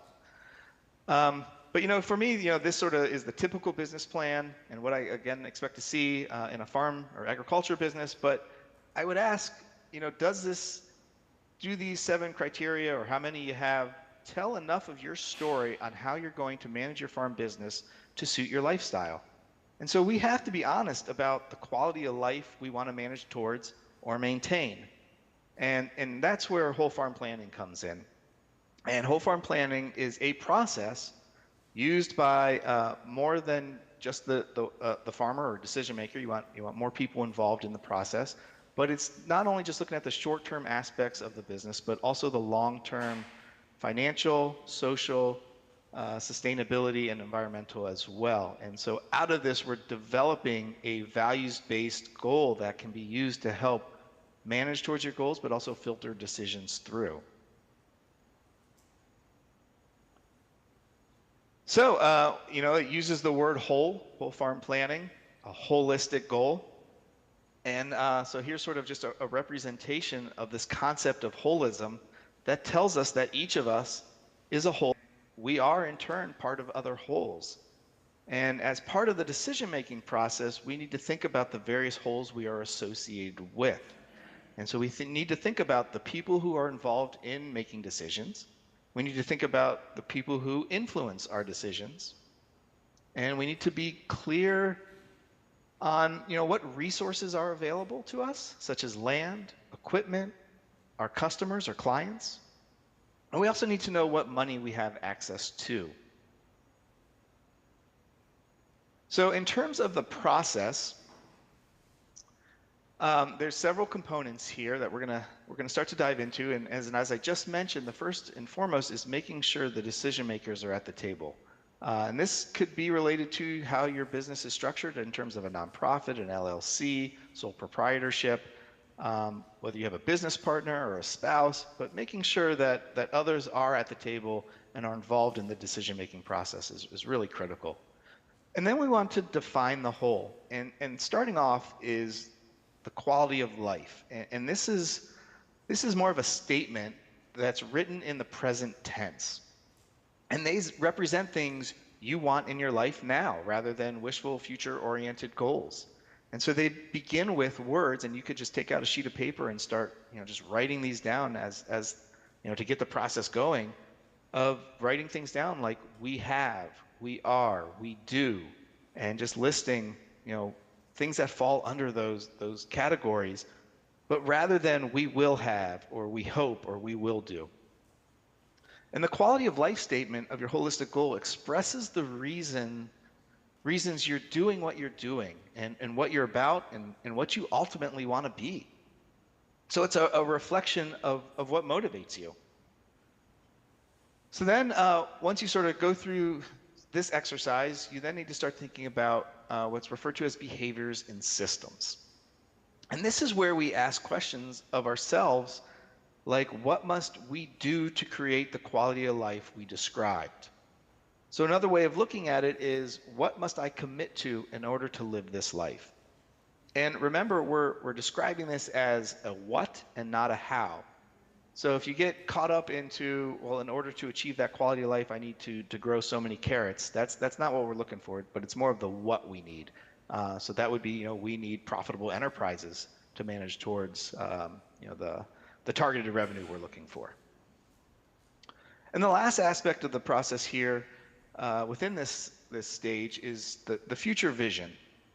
And here we must really sort of evaluate our resource base for years to come and what is going to be required to sustain what we have to produce to create the quality of life we want to achieve. And so here's where the sort of three primary elements come in of people, land, and community. So we need to think about what our farm looks like, what's needed in terms of infrastructure, what's needed in terms of customers, but as well, what community support do we need to allow us, again, to manage towards that quality of life that we've developed.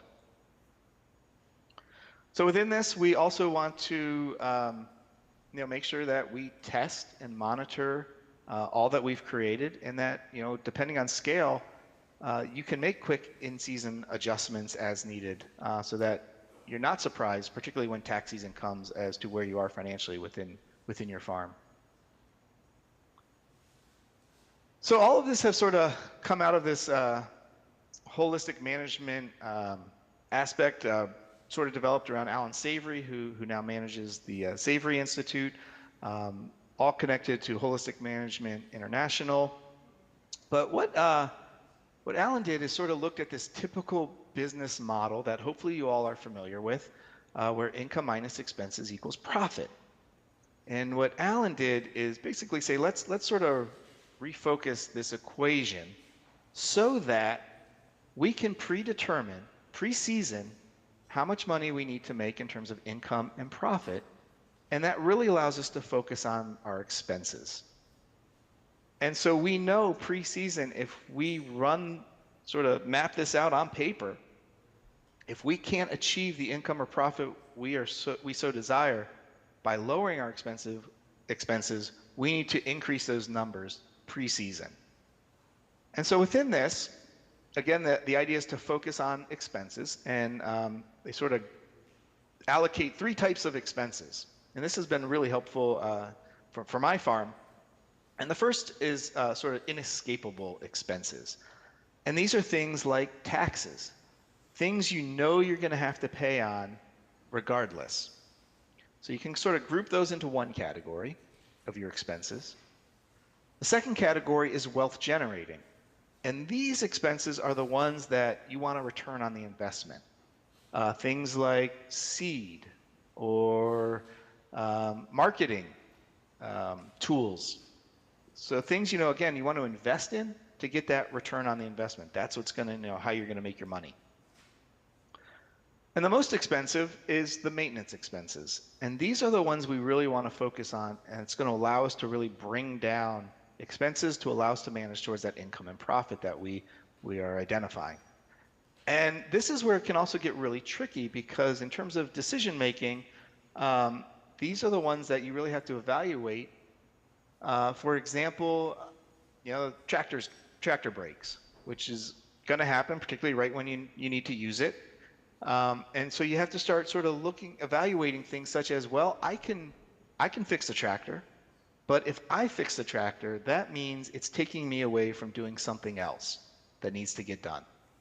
Or I can hire out the maintenance to my neighbor, but that requires I'm going to have to pay an hourly rate, and it's going to be costly. So these are the things that we really need to focus on in terms of how can we lower these expenses while also recognizing the importance of the decision-making process and how we make these decisions can be critical within our cash flow and everything we're managing towards.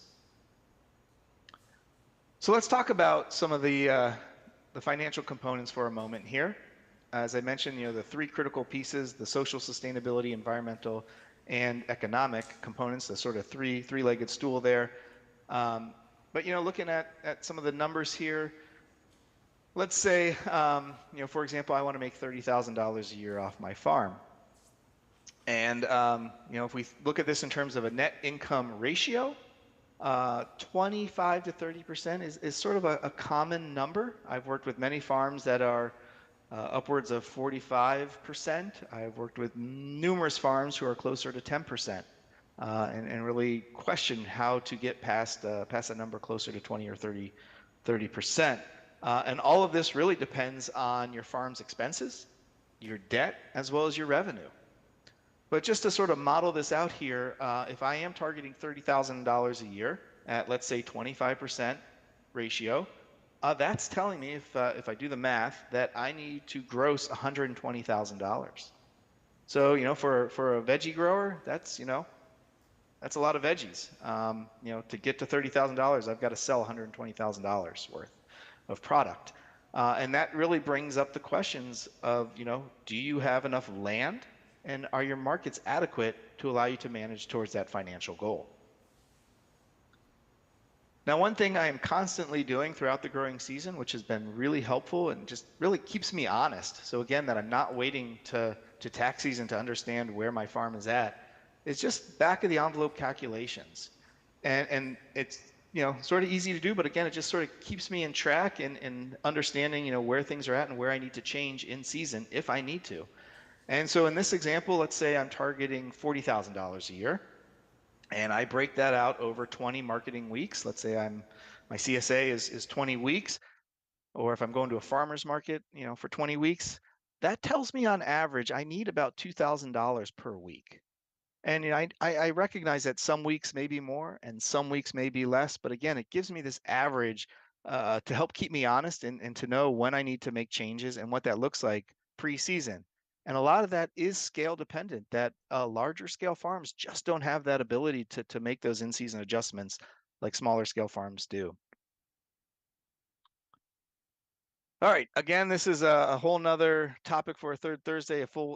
We could spend all day talking about this in terms of record keeping, which is just critical and also very challenging, particularly, as you're starting off, how do you come up with this data to help guide decisions? And, so record keeping is so critical. And what I really want to focus on here is just, there's a lot of software out there. If you want to just still use a ledger, but if you're not comfortable with the system, you're probably not going to use it. So in terms of record keeping, I just want to stress that, put a system in place that you're comfortable with, and therefore you will use it. I'm sure all of us in the room there, have experience with, keeping receipts in a shoebox or the center console of a truck. That's sort of the filing system until tax season. But again, I just want to encourage you that to help sort of guide towards decision making and understanding cash flow, you really got to schedule, inputting these, this data into a system, understanding, invoices and, where money is owed to you, to really understand, where am I profitable and what enterprises really work for our farm and which ones don't. So having this data allows us to do things like an enterprise budget. And I'm not sure if anyone there has experience with creating an enterprise budget, but they're not easy. Especially if you have several enterprises or are growing, 20, 30 crops on a diversified farm, these can be very challenging. And so I would encourage you, if you are interested in doing them, start small, maybe one this year and one or two, and then sort of build off of it. But the idea is to just help, again, to give you information to help make decisions. And this is what tells you if an enterprise or a crop is profitable. And so you're looking at all your expenses and what your sales are and understanding, if it's a profitable enterprise or not.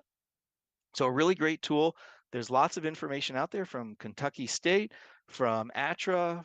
There's also a lot of benchmark studies happening throughout the country in terms of a lot of organizations working on them where farmers are feeding data into these benchmark studies where you can go and look at these spreadsheets per crop, per enterprise, and understanding on average, this is what a certain enterprise looks like in terms of its profitability.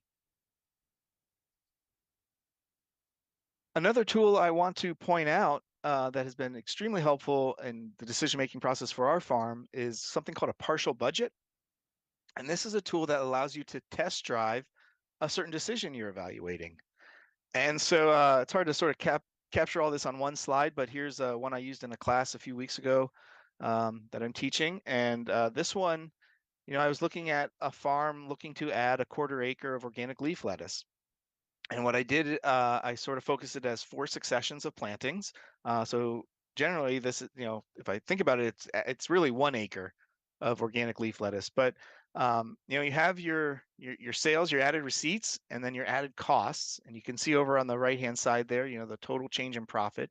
That if I ran these numbers, putting in 4 successions on a 1/4 acre of organic leaf lettuce, I should be able to get about $8,500 in profit. So a very valuable tool. I just don't get caught up on some of these numbers I put in here. Again, it's just an example, but I just want to stress, here's another tool that can really help guide your decision-making process if you're thinking about certain enterprises or adding certain crops or livestock to your operation. You can do this test drive to sort of see, what it's going to look like and if it's, how it's going to play out to the quality of life we desire. And again, this all sort of comes back to record keeping and understanding what data is important to help make these decisions. So finishing up here, just an example of how this really plays out. And this is an example where we had some land open up and a restaurant called and said I could use either more onions or more garlic. And because we had some data and what we didn't have, we could talk to a neighbor or other farmers, use some of these benchmark studies. But getting down to onions, if we put in onions, we would probably make about $172. If we went into garlic in this extra space, we would make about $869. So by having this information, hopefully you can see the decision we made and why. All right, so one resource I just want to share with you all is just an excellent book by Gary Stevenson from Oregon State University, came out 2019. It's called Whole Farm Management from Startup to Sustainability.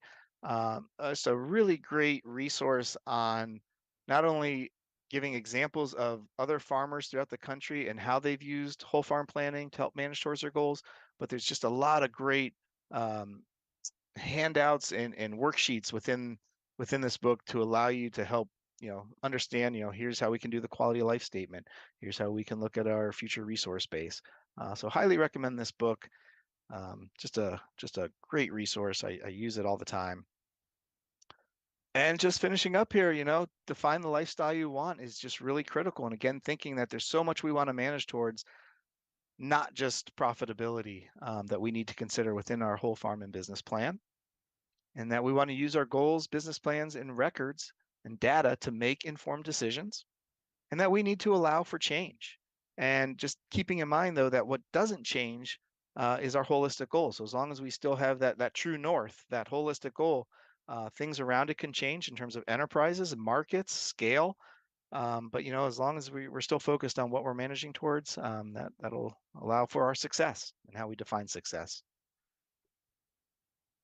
All right, well, that's sort of whole farm planning in 30 minutes or so. I really appreciate your time today. And yeah, I'll give it back to folks at Kentucky State. Thank you so much.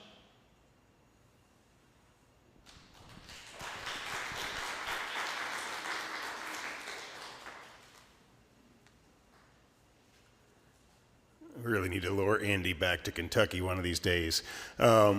for an in-person workshop. I've seen the expanded version of this, and he does a really nice job.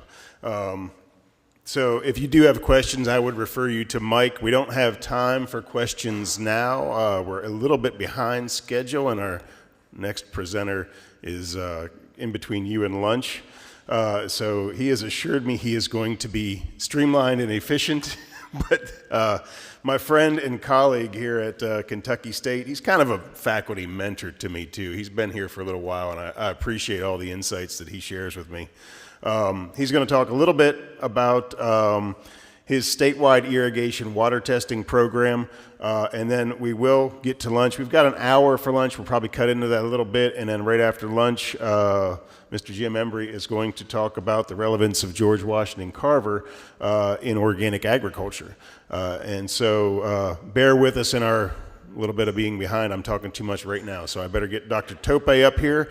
Dr. Tope is one of our food and nutrition specialists, and he's also a microbiologist, and he's going to share his information on statewide irrigation water testing.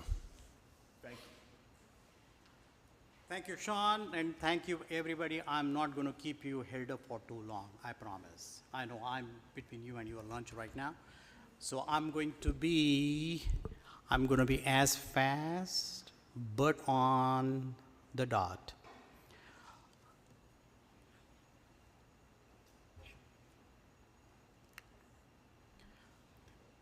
I'm preaching to the choir here. We are talking about Food Safety Modernization Act. How many of you are not aware of it? So essentially, we are looking at the produce safety rule for the Food Safety Modernization Act. It covers the farms, commercial farms with more than 25,000 per year of produce sales, averaged at least 3 years. Farms that are exempted from going through the regulatory aspects of it, that do not make an exchequer of 25 grand per year, commercial transactions of less than 25,000. Produce that is not raw or only for personal use. So if you grow your own food for your own consumption, you are exempt from having the regulatory oversight onto your operations. And if you grow food grains, so if not required, why test? What we are trying to do is help our farmer communities across the state to get their microbial quality of the water tested. We offer the consultations to producers on water test results and provide mitigation strategies. Provide educational support to farmers concerning the importance of water quality and produce safety, to be very precise.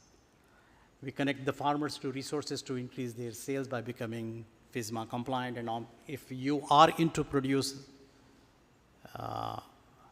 in terms of your operations, it's a good idea to know what you are doing and the resources you are tapping into and their safety, because overall, it's a good idea to produce whatever you do in a safe manner.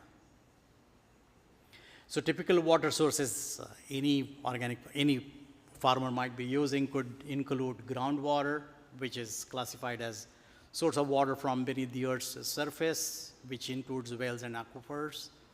Surface water that uses streams, rivers, lakes, ponds, cistern waters, which is relatively newer, but it typically picks up the collection from runoffs, ponds, high tunnels, and greenhouses, and then municipal water, if you are tapping into your municipality for your water supply. So what we do for and how we do it. So essentially, we are trying to test the sanitary quality of water in terms of coliform count, which are the bacteria that get into the food supply through the fecal-oral route. So we are essentially looking for coliform bacteria that gain an entry into your water supply. Our topography is unique. We are a state of rolling hills. Each farm is unique to itself in terms of topography.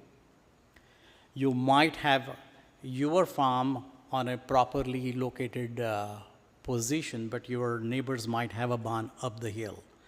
On days like this, we do expect enough runoff to get into your property, and if you are tapping up your surface water as your irrigation source, then yeah, you have a problem on hand. You have a potential for a problem on hand.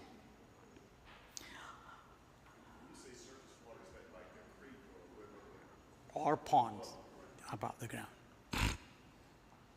So, of the 5 groups of coliform, E. coli is what actually, the generic E. coli is what we test for, which is usually a clear and a frank indicator of fecal-oral route of contamination.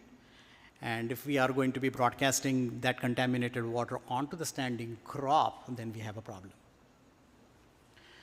So what we do is we check for the presence of coliform. We use a test that is approved by the EPA, which all municipalities use the same testing.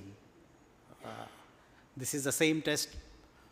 Municipalities, municipal corporations in every town monitor their microbial quality, and this is the same test that we use. The one on the tray on the left happens to be with the yellow wells indicating presence of coliform, and E. coli are those coliform bacteria, the rogue ones that have the potential to cause foodborne illnesses. And this test actually shows those that are glowing blue are the ones that are E. coli, the actual rogues.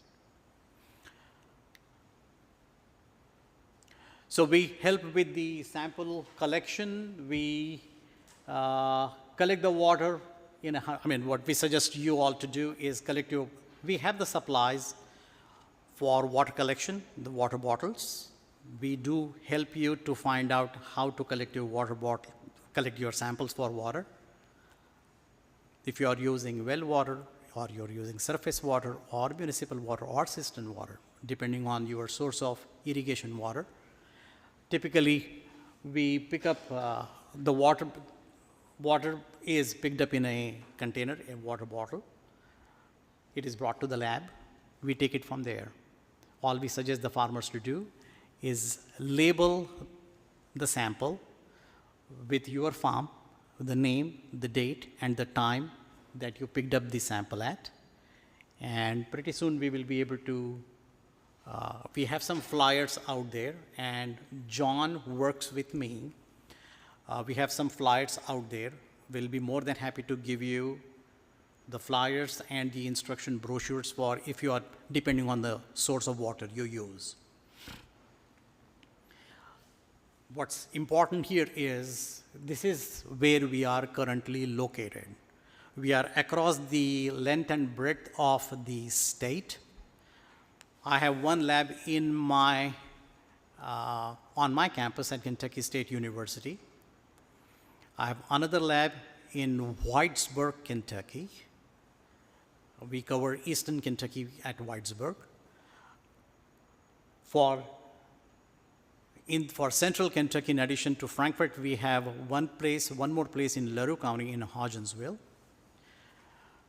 We are coming up with another lab in Bowling Green, should you be located on the western corner of the state, so to speak. We have assigned days where if you are located in Whitesburg or in the Eastern Kentucky corridor, we suggest you pick up and drop off the water samples on either on Monday or Tuesday, and you will get a report back depending on how you would like to receive the report, whether an electronic or regular mail. By Thursday, you should be able to get your report if you prefer electronic, and we do follow those norms that we do not identify. We don't keep a record of, this is not a research project, so I'm not gathering any data. This is a service from Kentucky State University. So we are not too keen on keeping the records of whose farm did I get what and what was the sample and stuff like that. So your privacy is very, very properly respected.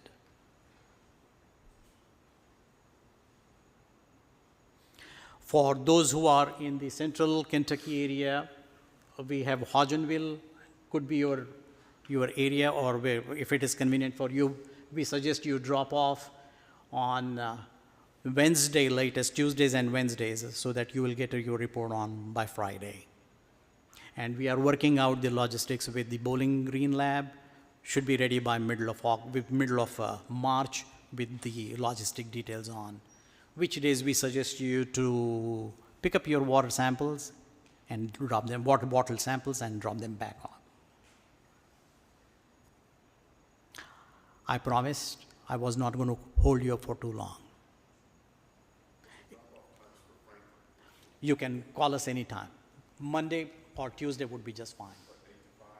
Yeah, 8 to 5, anytime. I'm the one in charge of Hodgenville, so when I'm doing that, I will, if you were to call me and let me know that you have something to come in, I would say, well, I'm busy here, could you come in here? So just like contact me, my information is there, and I also have information on the table. So doing that, you can kind of pinpoint the time that works for both, what works best for both.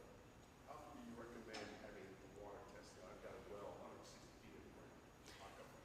We definitely have some flyers out there that walk you through how to pick up the water samples. How often should you do it? Is it annual, or how often should you get a water test done? It's 160 feet anywhere. Right there. Does that mean it's protected? I'm 160 feet deep. It's 160 feet. Yeah. I would still recommend it about 5 samples a year. We, when we got it first tested, it was basically almost zero. Yeah. 2 years ago.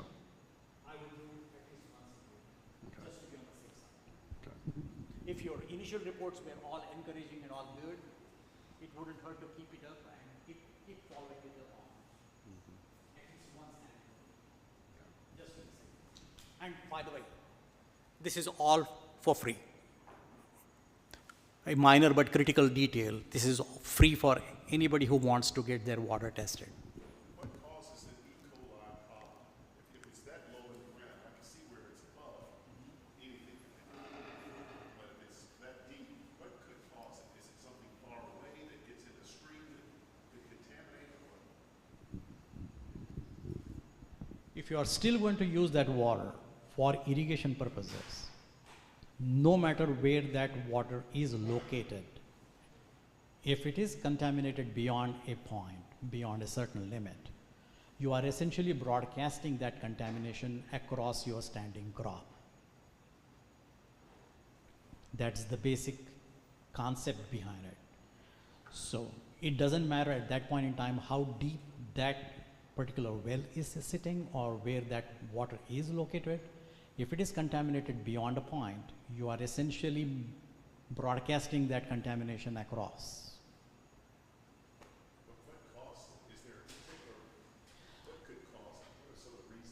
Some of the reasons that could be is a leaching of E. coli into the aquifer from surrounding areas, should there be enough standing cattle out there.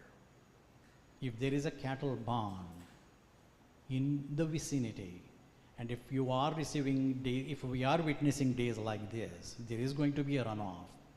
And that trickle, that runoff coming from the barn is going to finally seep into the ground. And though the Earth's crust works as a good filter on its own, but if the contamination is, if the initial loads are too high coming in of E. coli, then gradually it is going to seep in.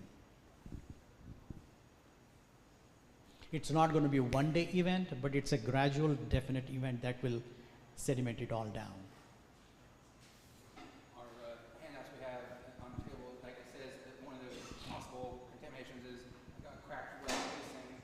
I mean, if you may not know if it has a small crack or that kind of thing, improper placement, too close to a leach bed, that kind of thing. So it's just placement and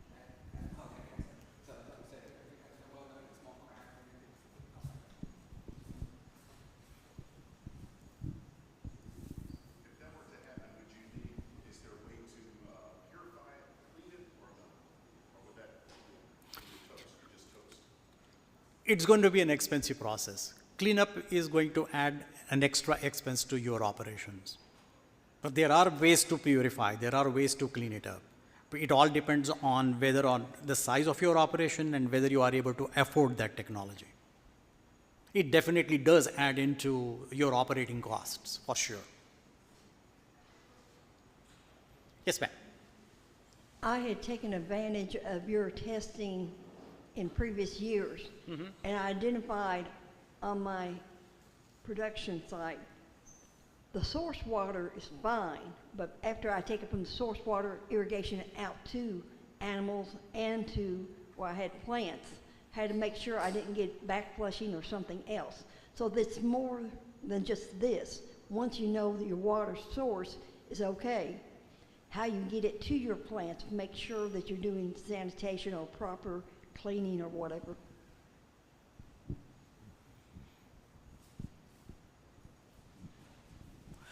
So is that a question or was it a statement? I could not pick up the last part of it.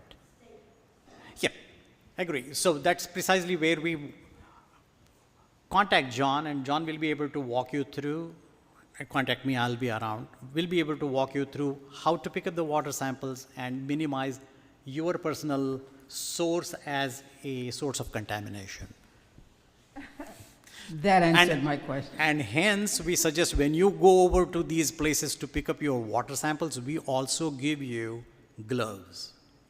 And we will walk you through, if you are using well water, what to avoid. If you are using surface water, how to avoid and what to avoid while you pick up the samples.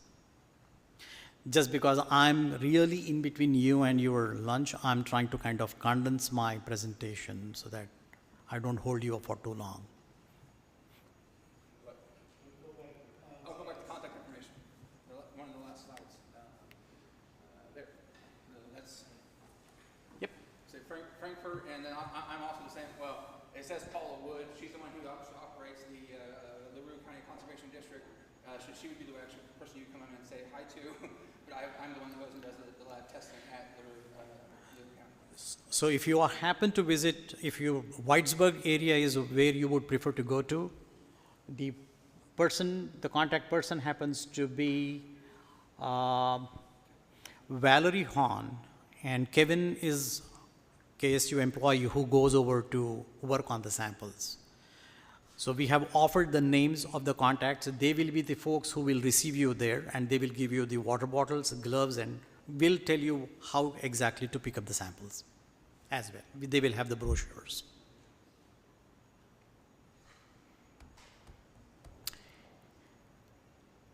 And this is all funded by USDA.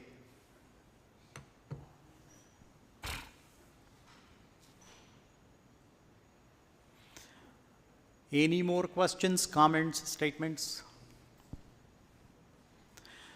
Thanks for your participation and hopefully attention too. Thank you. Thank you, Dr. Tope.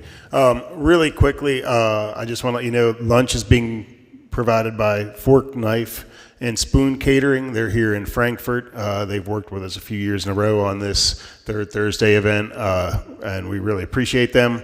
And I would be remiss not to thank Linnell Rivera Rodriguez and Morgan Wimmer, who are KSU staff who help coordinate our work with bringing in the caterer with Fork, Knife, and Spoon, and also the extension staff, Bailey Vandiver, Jonathan Palmer, Ashley Bates, Anthony on the computer. I don't know your name, sir. I'm sorry. You're newish, aren't you? Yeah. So, I mean, we have an awesome extension and farm crew here, and we couldn't do this without them. So thank you all.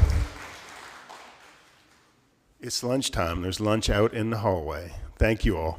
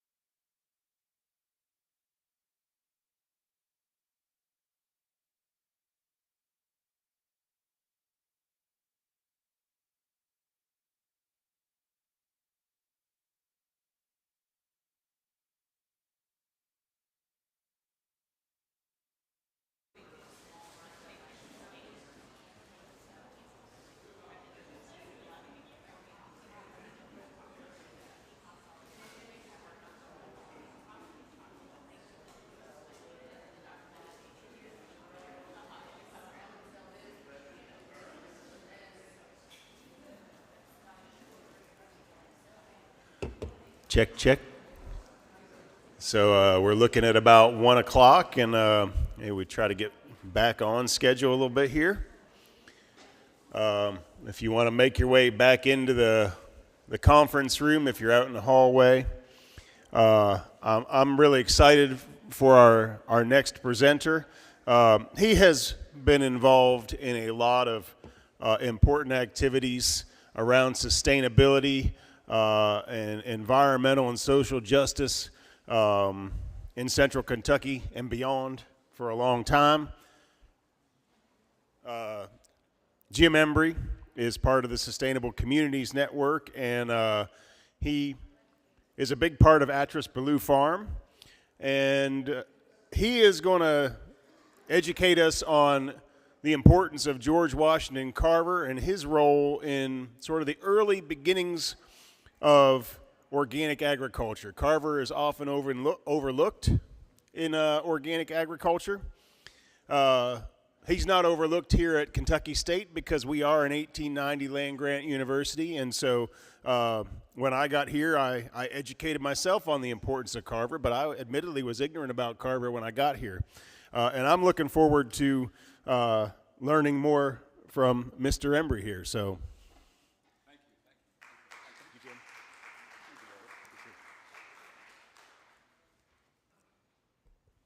Good afternoon.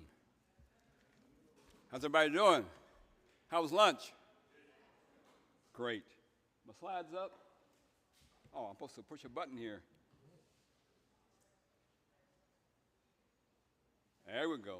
Now we're in business. Beautiful, beautiful.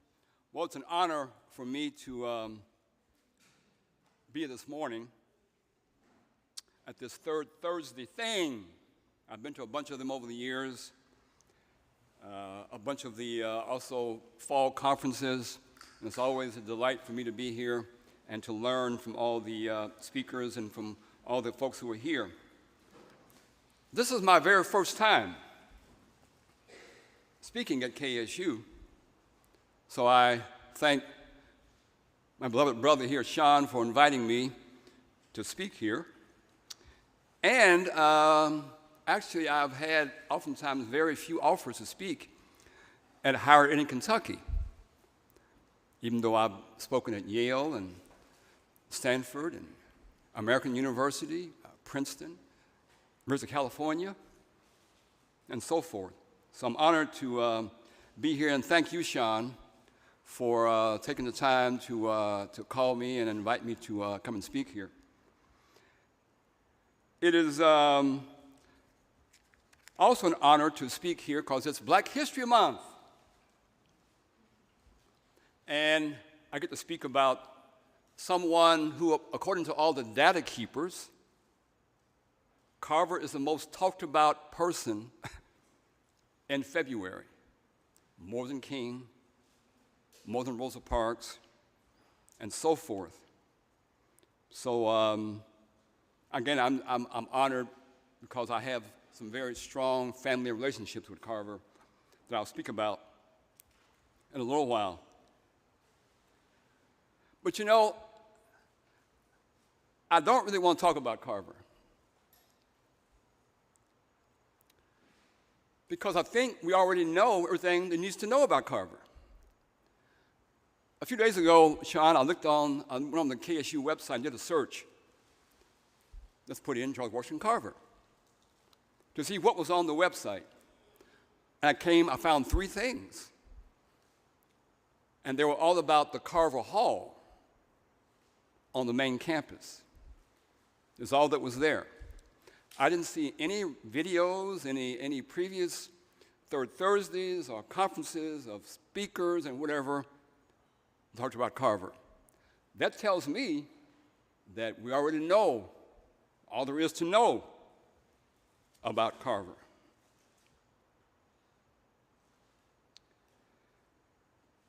So the question ought to be, excuse me, I'm going the wrong direction. So the question ought to be, it's right here, forgive me, ought to be, what else do we need to know? Because clearly, When you look around, not just KSU, by the way, Shawn, I also visited UK land-grant college website, did a search, George Washington Carver. Again, just a few minor hits here and there. Nothing in the ag school, here or there, about Carver. So again, that tells me that, hey, we already know all we need to know, so why should I even be here? But the question ought to be about Carver. Why, for the past 80 years, have we whitewashed him, ignored him, deliberately called him the peanut wizard, and that's all? That should be the question.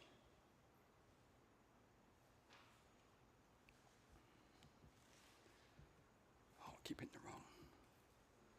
Because again, what has occurred, and Shawn mentioned it, probably true of all of us, we went to school, learned about Carver, he was a peanut wizard.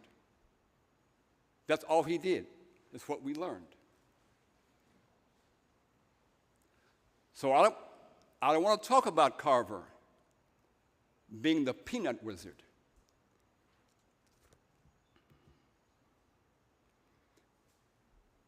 Not just a peanut symbolizes him. I'm going to use the acorn to symbolize him. Here's how we view him: as a single acorn, doing some minor work with these one crop.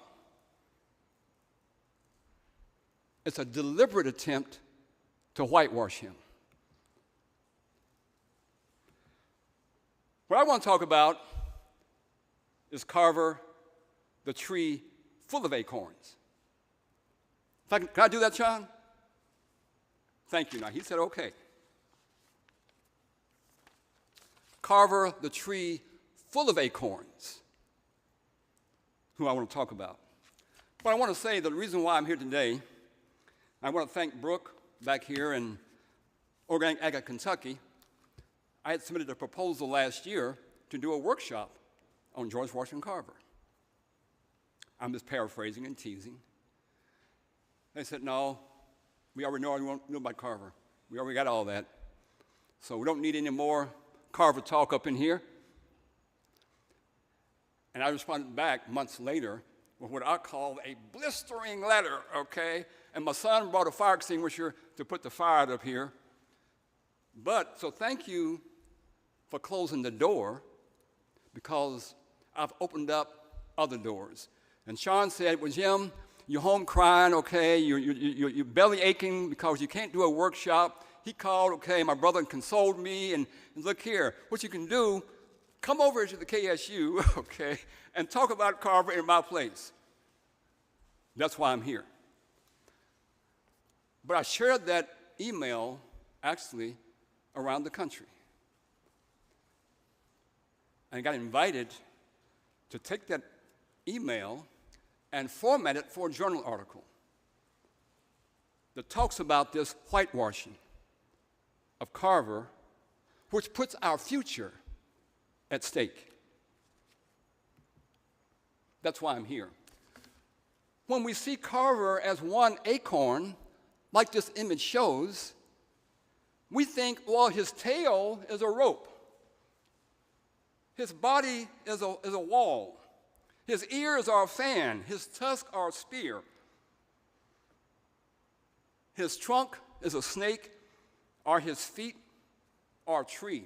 That's how we're taught in this Newtonian Cartesian view of the world. I see things as separations, not as I think Mike talked about, being holistic.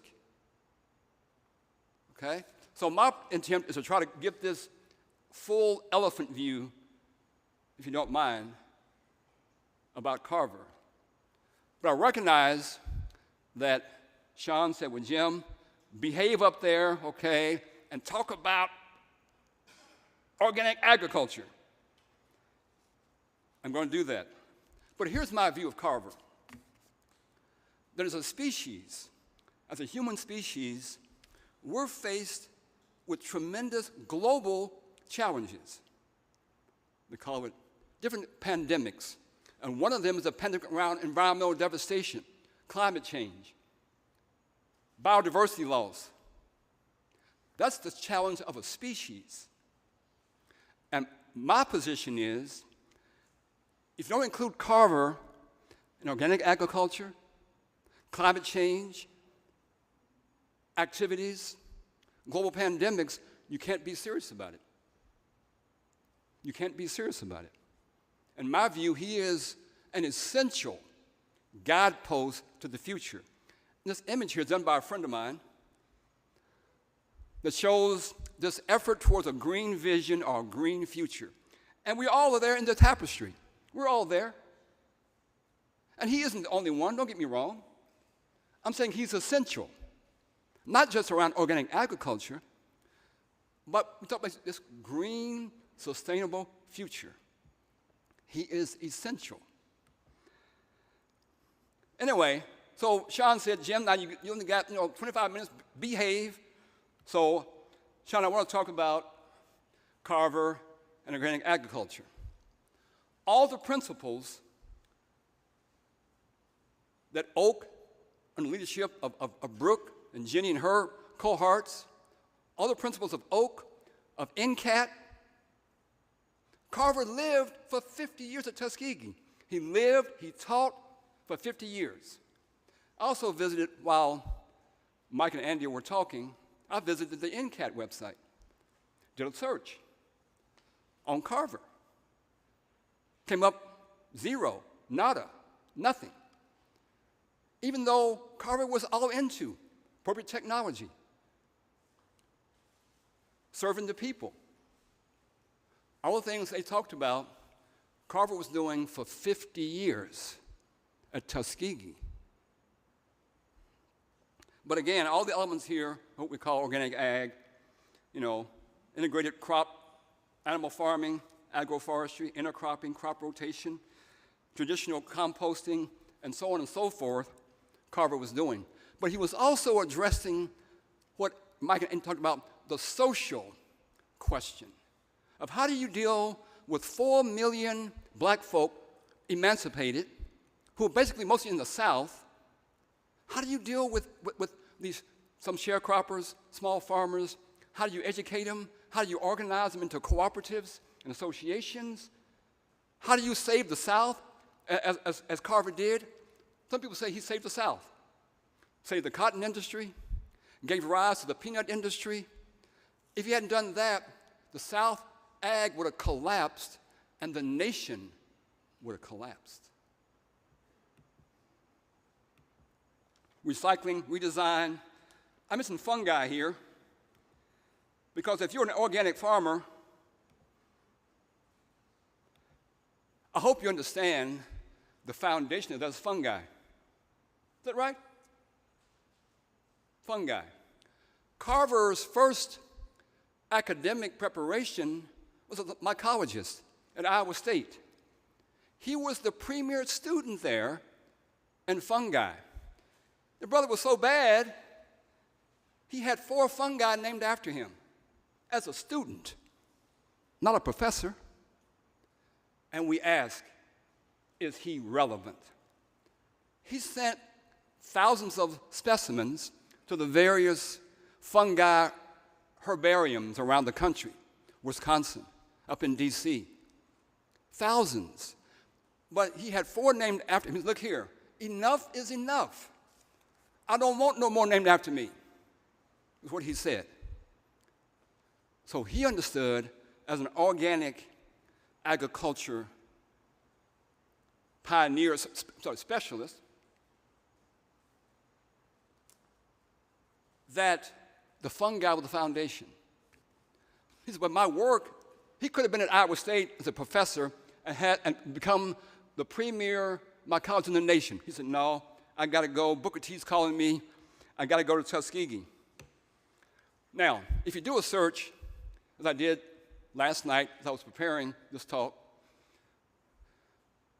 and just do a current search about Carver and fungi. These are the headlines that come up now. Talk about relevance. These are the headlines that you can find in various links that say, Washington Carver's fungi fascination. Great article. George Washington Carver's fungi specimens rediscovered. they had lost some. Here's another one of an article about a year ago, 2022. Contributions of Dr. Carver to global food security. But I'm sorry, Shawn, you told me to talk about organic ag. I'm sorry. Not global food security. Please forgive me. They are. But we talk about relevance. I'm going to tell you, some people understand this question of relevance. Some of us don't. Mark Twain said, when the world comes to an end, I want to be in Kentucky. I said, why? Well, in Kentucky, they're always 20 years behind the rest of the world. Now, I'm from Kentucky, born and raised, been here my whole life. But in some ways, we like to be behind. So, I'm going to talk next week at the library in Scott County, Carver and gardening. It's going to be live streamed on Facebook. Hope you all might attend that. I did a talk last night, actually, with some friends of mine in Memphis, lifting up Carver's connection with the whole question of the sanitation workers' struggle in Memphis when King was there and his death and the idea of waste, wasting of people, wasting of food, and Carver's relationship. He believed in no waste. I'm going to be talking in Georgetown. Over there is Toyota.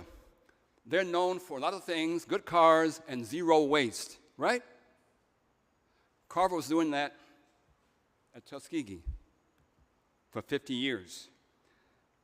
Now, if you want to know more information about this relevance of Carver, if you haven't gotten the book here yet, We Are Each Other's Harvest by Natalie Bazile, who also wrote a book called Queen Sugar, became a great TV series with Oprah Winfrey.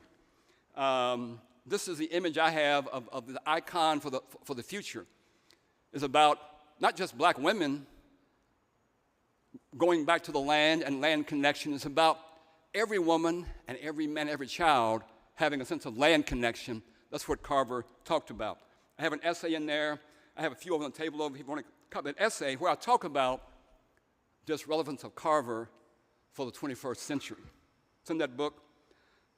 This is the essay title.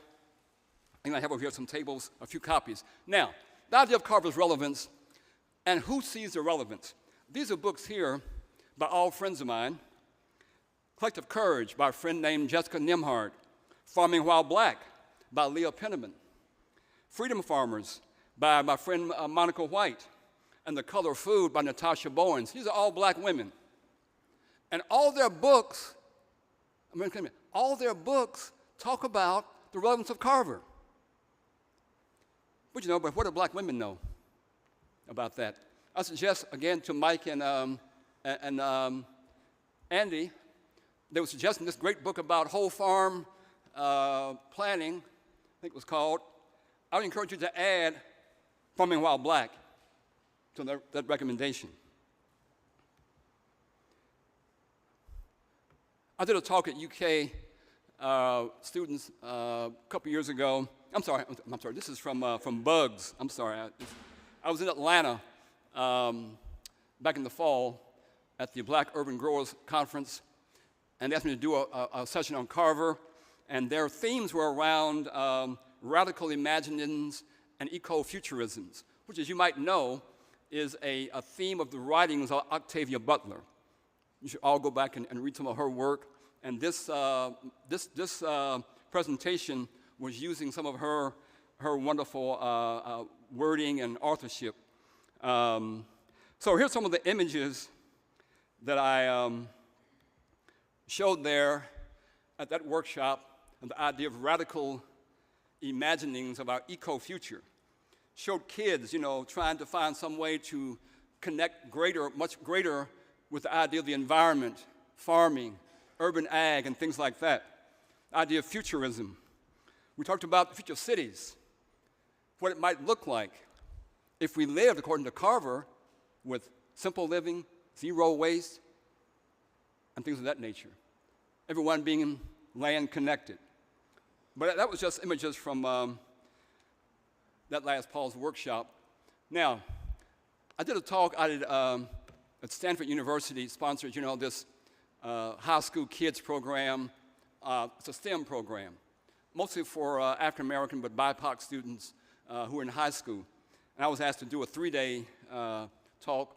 And these slides here are from that presentation to young people. I won't go through all of them. It's about 5 slides where I address the same question, the relevance of Carver, 21st century, to students who are in STEM. I always add A in there for arts. The arts are essential for that kind of work anyway. But, his relevance goes back to Jessup Wagon about what we call extension. He was doing that late 1890s, going to farmers all around the South with his wagon full of all kinds of materials and seeds and plant varieties and specimens and all of his bulletins as well. All of his bulletins. My great-grandfather was friends with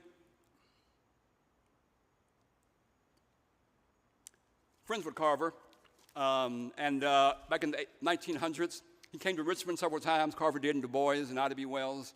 And I have here one of the original bulletins from the 44 that he wrote. Anyway, so again, my PowerPoint, I can share it as a resource, and you can look at these slides individually. My point is, I have 5 slides that talk about, in a whole bunch of ways, his relevance and legacy. He believed everybody should be land connected in all kinds of ways. He talked to the plants. How many of us as organic farmers talk to the plants and the bees and the flora and the fauna? Carver said the peanut plant revealed her secrets to him. That's why he was able to put out 300 different items, because he said the plant told me what she had inside of her. He was regarded as a man of science and man of God. He didn't separate the two. Now, idea of relevance again. What do I know? But 2 years ago, as you see here, NASA, in conjunction with what's called nanotracks and the Voyager Space Lab, and with Tuskegee University, took Carver's work with the sweet potato plant, and it's up now in the Skylab. Okay? This is collaboration between Tuskegee, NASA, nanotracks, has up in the space lab. I call them the astronauts. Back to the peanut, They're eating sweet potatoes, but not the tuber. They're eating the leaves. Because in Carver's work, beyond the peanut, he says, look here, y'all. Yeah, grow sweet potatoes, but while they're growing, eat them leaves. They're high in nutrition. So if the astronauts were eating the tuber, they'd run out of food. They're eating the leaves. And we're talking about the question of relevance? Come on, y'all, Kentucky. Now, don't believe me, though. Go do a Google search. What do I know? Last fall, they took the Skylab work with Carver's sweet potato, and they brought it down to ground level. And they collaborated with, not KSU, with we call it The Ohio State University. And they got a grant for $160 million. To do what? To take the example of the model up in the Skylab down on land. Where? At Ohio State. Because NASA said Carver's relevant in all kinds of ways that are very practical. So I hope that when I leave here, Shawn, that, Shawn said, well, Jim, we're paying you big money to speak, and give me your W-9 form, and if you behave, we'll pay you. So I probably won't get no check, and I wasn't promised one at Oak, but tell you what, though, I spoke last December, the Organic Ag group in Tennessee, I got paid $1,000 for that talk. I spoke up in Dayton at the Ohio Organic Ag Conference, got paid there too. I spoke in Indiana at beginning Organic Ag Farmers last summer, got paid there too. But God says, when some doors close, other ones open up. But anyway, I hope you all will take time to look at that element there. As I close out here, there's a marvelous book that should be on everybody's desk. Everybody should buy it. Again, if you're serious about organic ag, I know we all are. I don't mean to demean you by any means. Buy this book, which is a green vision of Carver and Ford. Part of their vision said, we want to make pretty much all of the products we use in industry, like making cars, out of what? Agricultural products grown by American farmers. That was their vision. Biofuels. They were making car body from soybeans. I said, Jim, you crazy. I said, read the book. Steering wheels from flax. I can go on and on. It's all in here, okay? A green vision. The point is, if we had followed the vision of Carver and Ford, wouldn't be in the mess we're in now. So how long are we going to put to chance our great-great-grandchildren's future is the question. If you're talking about a green future, organic ag, and ain't talking about Carver, then in my view, you can't be all that serious because they provided a roadmap. Check out that book. Now, lastly, almost lastly, here you see Gandhi, and you see Carver. Don't know they were friends. They corresponded. Gandhi heard about this old black guy, over there in the South, working on all these plant-based derivatives. Carver was doing, before there was non-dairy now, he said, you can make milk from soybeans, cowpeas, acorns, all kind of non-dairy stuff you can make from all these plants. He was doing that. Gandhi heard about it, sent an emissary over in the late 20s. They conferred, and then Carver sent back to India the likes of Howard Thurman and Benjamin Mays to keep the discussion going. Benjamin Mays, if you all know, was the president at Morehouse College, good friends with Dr. King's father. Benjamin Mays says, hey, young Martin, come here a minute. I just came back from India and met up with this guy named Mahatma Gandhi talking about nonviolence. You might want to adopt something like that. But I'm sorry, Shawn, here I go again. See, I'm getting way off of organic agriculture. I'm talking about revolutionary transformation of our country. The breakdown of segregation, Jim Crow, black codes, not organic ag. Again, Carver was a tree full of acorns. Now, these guys here, on the left is Edison, Thomas Edison, Einstein there. Y'all might know them dudes. They said they were preeminent scientists. They were also friends with Carver. And what Einstein and Edison said, that Carver was the greatest scientist of their era. And they weren't too bad. But they said he was the greatest because his work was holistic. Edison was about electricity.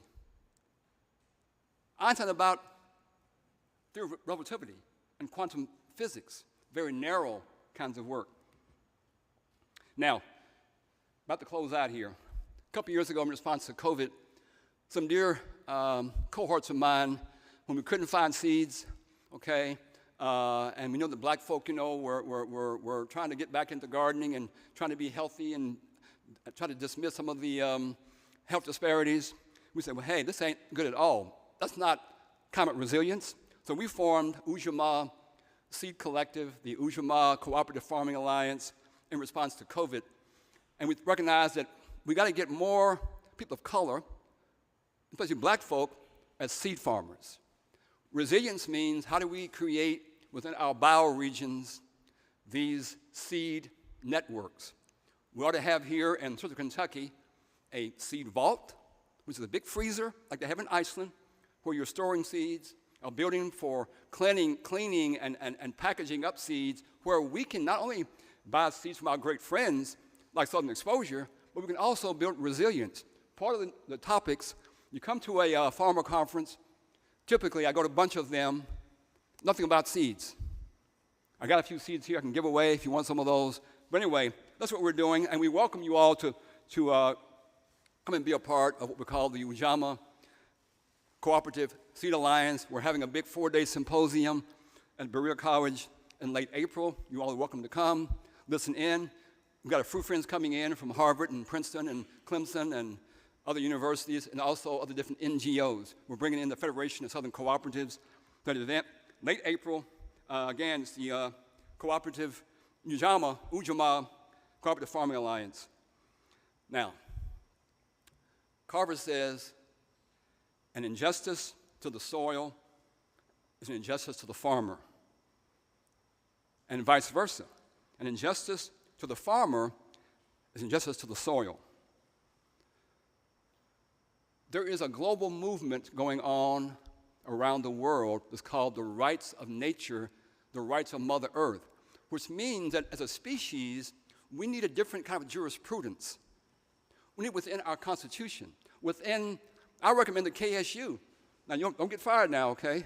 But go to the president and the board and say, look here, we need to have within our university regulations, within the ag department, something about the rights of nature, rights of Mother Earth. That's what Carver talked about in his previous quote.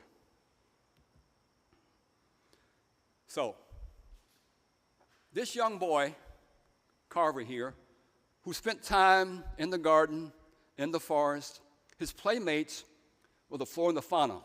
He made paints from, pokeberries and elderberries. He made brushes from stems, were his first tools. But he loved what we call nature. He loved the flora and the fauna, and all of our kids had that experience. Now he took that experience and became this magnanimous human being with a tree full of acorns. So I invite all of us to sit at this tree and pick his acorns. Thank you, Shawn.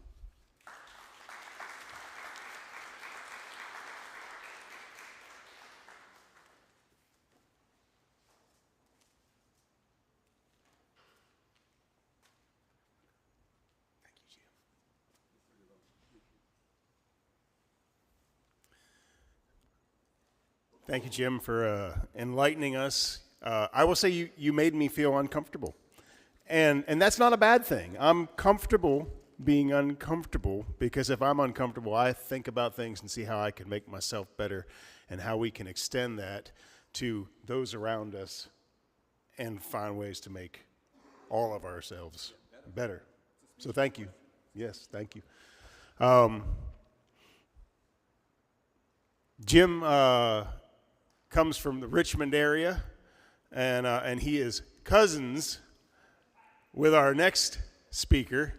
And I've had the privilege of knowing Tony Brooks and Emlyn Brooks for a few years now. Worked with them a little bit last fall on rebuilding a high tunnel that was damaged by a tornado. And I think I first met you through some hemp conversation. I'm sorry about that.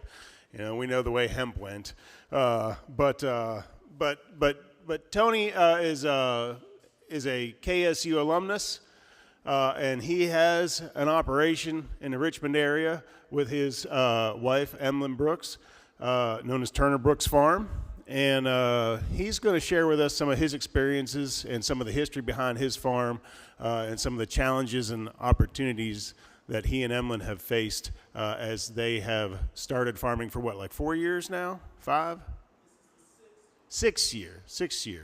So my friend and farmer from Richmond, Tony Brooks and Emlyn Brooks, come on up.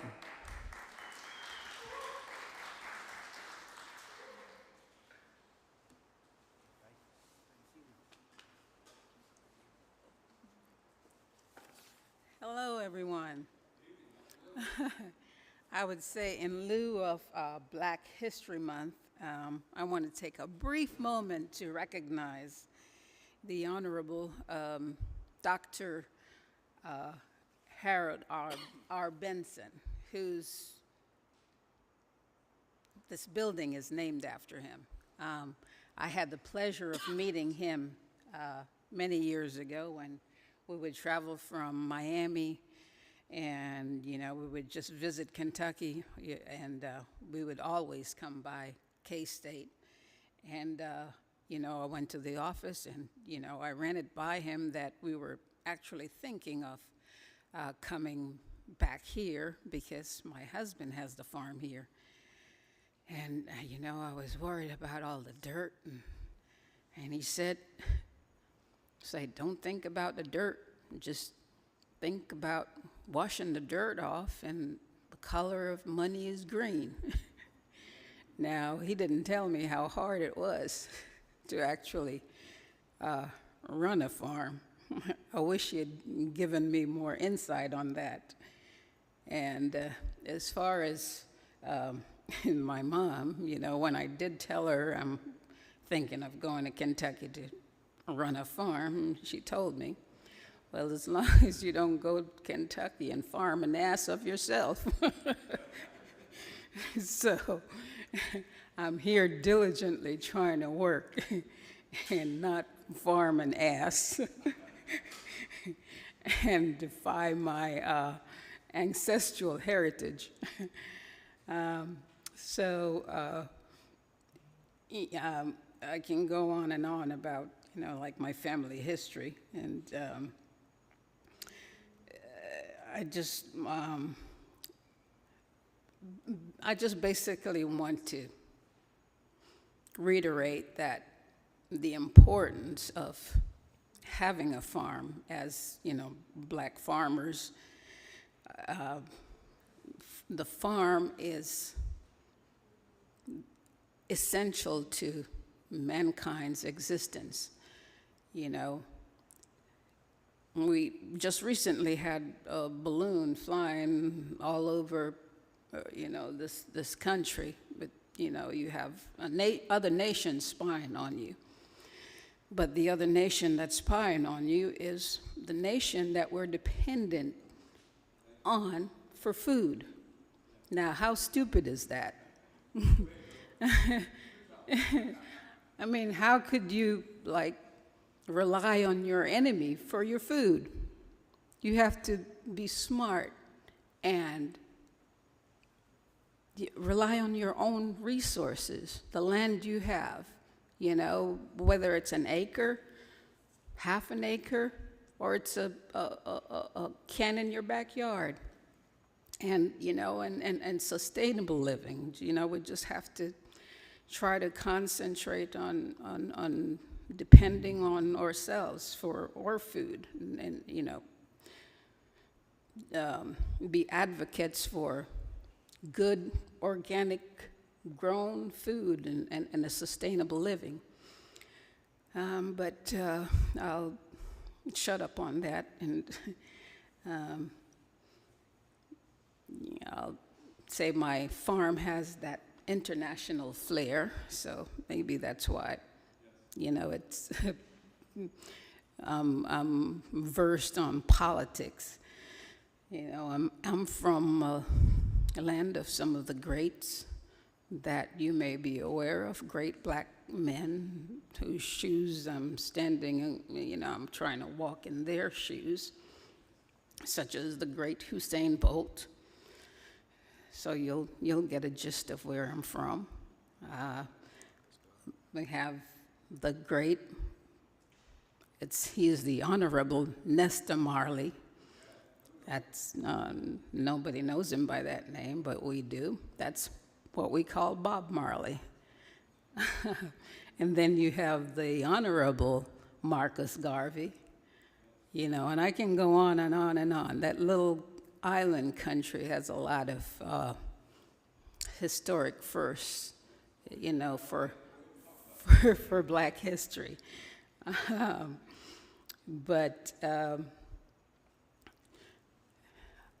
you know, it brings our farm to having that little international flair, because I'm from Jamaica and I married this wonderful gentleman here from Kentucky.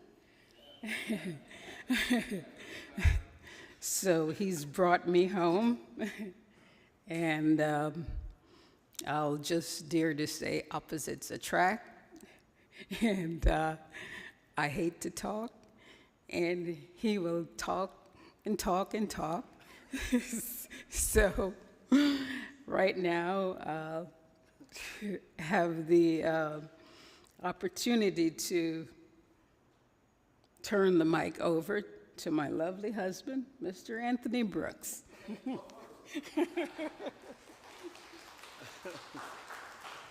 Well, thank you, honey. I knew you were up late last night doing something. They asked you in the old conference to speak a little more, and I guess you've given yourself that opportunity. But you're exactly right, and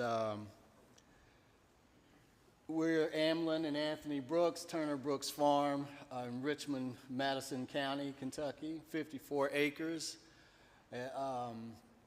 Have high tunnel production, and I want to once again thank Mike, who was here earlier, and Dr. Lucas for coming over. And it was like one of those old-fashioned barn raisings where we had been hit 2 years ago on New Year's Day by the tornado that destroyed the high tunnel. And they came back and representing Kentucky State and put it back together. And that's how we roll here at Kentucky State. Because as you know, historically, the reason most African Americans went to Kentucky State is because that was their only choice. You know, there was a time when during segregation where African Americans weren't allowed to attend the University of Kentucky. And so that's a lot of the history that we don't really have time to talk about right now, but there needs to be time, as my cousin Jim said, a conference or an opportunity for us to be able to continue to explore that history and share that history, especially for our youth. And so we also have a cow-calf operation. We do poultry and meat goats. We've been serving the Union City area for over 100 years through agriculture and education. And as a member of Oak's Transition Trainer Program, we will maintain consumer confidence that our products are grown and raised organically, because my wife wants it to be organic, so it will be organic. And I hope I'm going the right, oops. And there was a shout out to Keith's farm there. Okay, so as far as the, our standards with growing, storing, processing, soil management, animal welfare, pest and weed control, we want to be Kentucky proud. Shawn brought over the heavy equipment there and showed Ann how to do it, and she's not afraid to be hands-on. So she's there in the picture using the heavy equipment there, the tiller in the high tunnel. And the guiding ethics, excuse me, healthy eating, healthy gardening, healthy wildlife, healthy environment, healthy future. We do not inherit the earth from our ancestors, but borrow it from our children. Okay, and those are some of our peeps there on the farm. And that barn, when we came back, we inherited the farm from my cousin, who was like an aunt, who you'll see in another frame. But when we came back, most of the infrastructure was down on the farm. Actually, half of the barn was existing. And so we had to put the barn back together, put a new roof on the barn, paint the barn, do fencing around the ponds, and pretty much put in new infrastructure. you can pretty much see the corral, the panels around the corral area and handling areas for the cattle around the barn there. But that was non-existent when we got back. And we've been there, as Shawn was saying, we've been there, this is our 6th year. So when my wife said, I retired from the school system in Miami-Dade County Public Schools. That was before the present governor. And so I was an assistant principal, I was an English teacher, my wife was a radiation therapist, she treated cancer patients, and so I retired. So she said, well, I think I should retire too.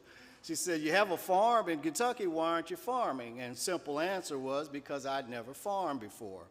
And as I was sitting here listening to my cousin, and he has the history of the family, and I'm thinking about Cousin Emil, and she actually graduated from Kentucky State in 1938 in early childhood education. And so I kind of followed in the footstep of the educators, because my aunt, Flora Donahue Brooks, graduated from Kentucky State in 1951, and she was a former Miss Kentucky State. So she was a teacher in Detroit. Her daughter, Karen, was a teacher in Detroit and became a principal in Detroit.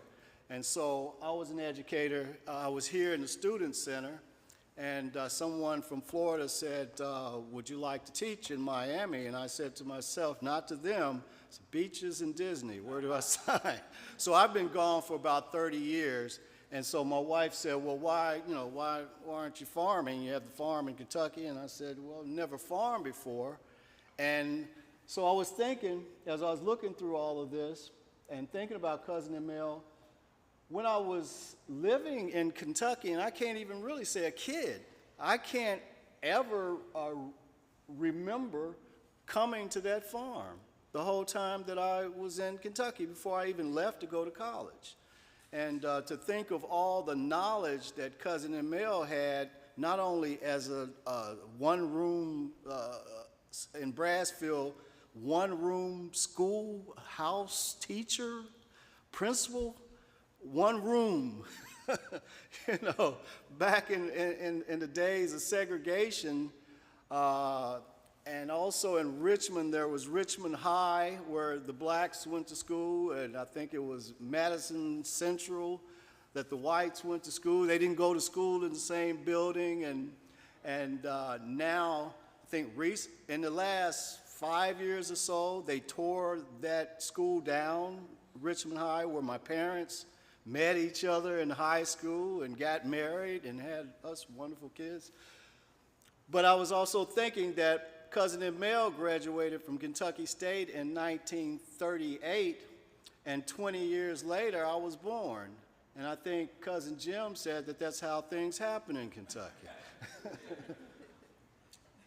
So,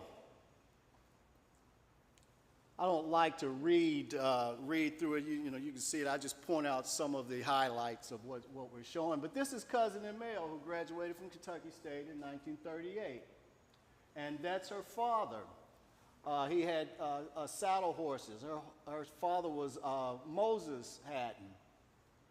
And so we have had the farm, I guess, over 100 years.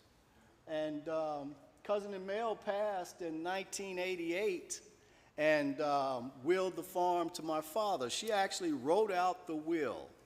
She actually wrote out her obituary and everything for the funeral and had all that prepared and wrote a letter to my father and told him who the pallbearers were gonna be. And she was just that meticulous. And as a matter of fact, let's see. I have one of her receipts from the Richmond Hatchery, farm machinery, feed, seeds, paints, and fertilizer, baby chicks, Richmond, Kentucky, Richmond Hatchery, paid in full, $4.50, February the 23rd, 1940. So that was about 83 years ago. And I left here to go to Florida in '83. His numbers, I don't know, maybe I need to play the lottery.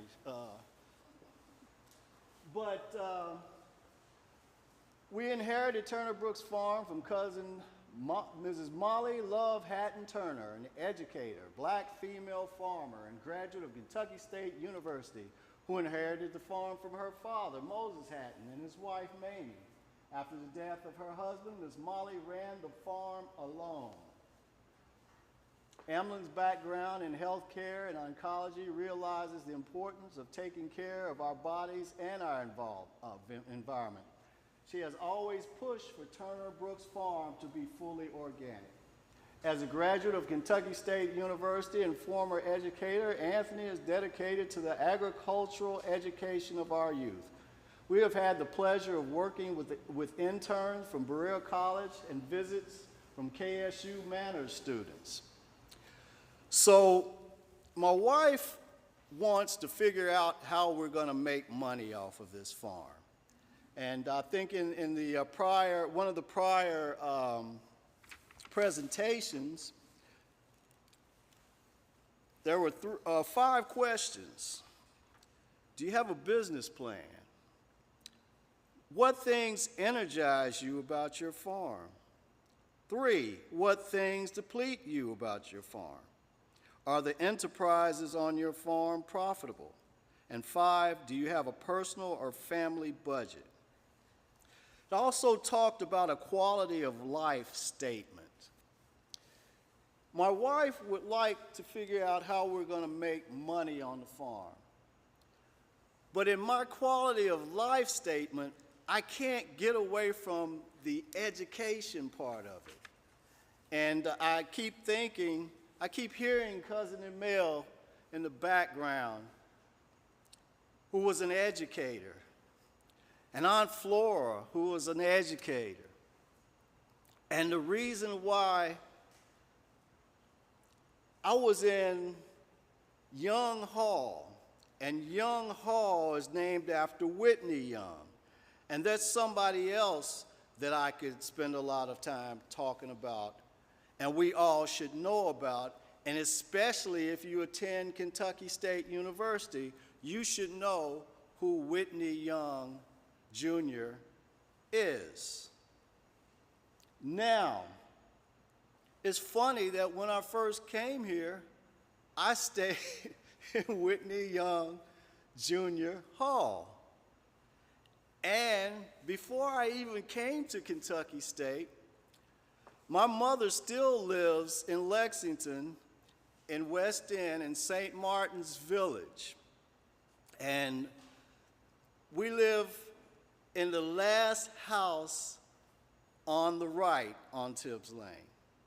And then there's a fence and a road because that land was never developed, because all the way at the top of the road, there's a farmhouse, and there's a pond in front of it, and this gentleman used to grow crops right beside the house. His name is Mr. Pfister. And we were always, don't you go over to cross that fence to Pfister's. And so I would always notice him growing things across the fence. I never had the idea that I would be a farmer. But the Lord works in mysterious ways, and the signs are all around us, whether we choose to pay attention to them or not. So, when we talk about a lot of these things that I didn't know about previously, I had to start getting the books so I could find out about these things, about organic farming, about sustainability. But my major at Kentucky State was English and political science. So I majored in political science, thinking that I was on my way to law school.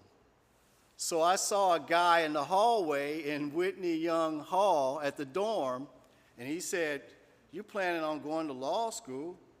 You should major in English." And I'm like, "Why should I major in English?" And now I know why I should major in English. But now I have an English and a political science background. And so, but I'd gotten my teacher's certificate while I was still in Kentucky, but everywhere I went, they said, "Yeah, we don't have a job for you." So in the student center, someone said, "Would you like to work in Miami?" And like I said, beaches and Disney, where do I sign? So I went away and left an area, a geographical area, and a school system that really just taught me black people and white people. But then when I went to Miami, I went into a geographical area that was the microcosm of the world. Miami, Florida represents that, and the school system that I happened to be picked to go into, I'm thinking it's like Moses going into the wilderness, has one of the most diverse school systems in the world. You know, and then when I was at Kentucky State, I said, well, I would like to go to Paris, France one day, so I'm going to, you have to study a foreign language. So I said, well, I'm going to pick French. But I ended up going to Miami, and I didn't speak any Spanish, and I ended up in a school that was 92% Hispanic. So the kids would say, "Foforito, foforito," and I didn't know what they were saying.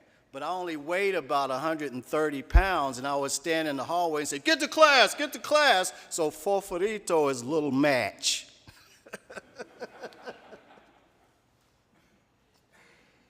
So when I was in Miami, not only was I an English teacher, not only did I become an assistant principal, but I freelanced for the black newspaper.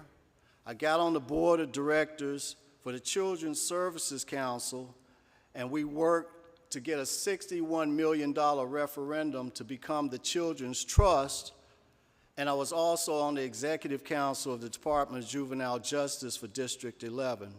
But we worked with every agency that worked with children and families.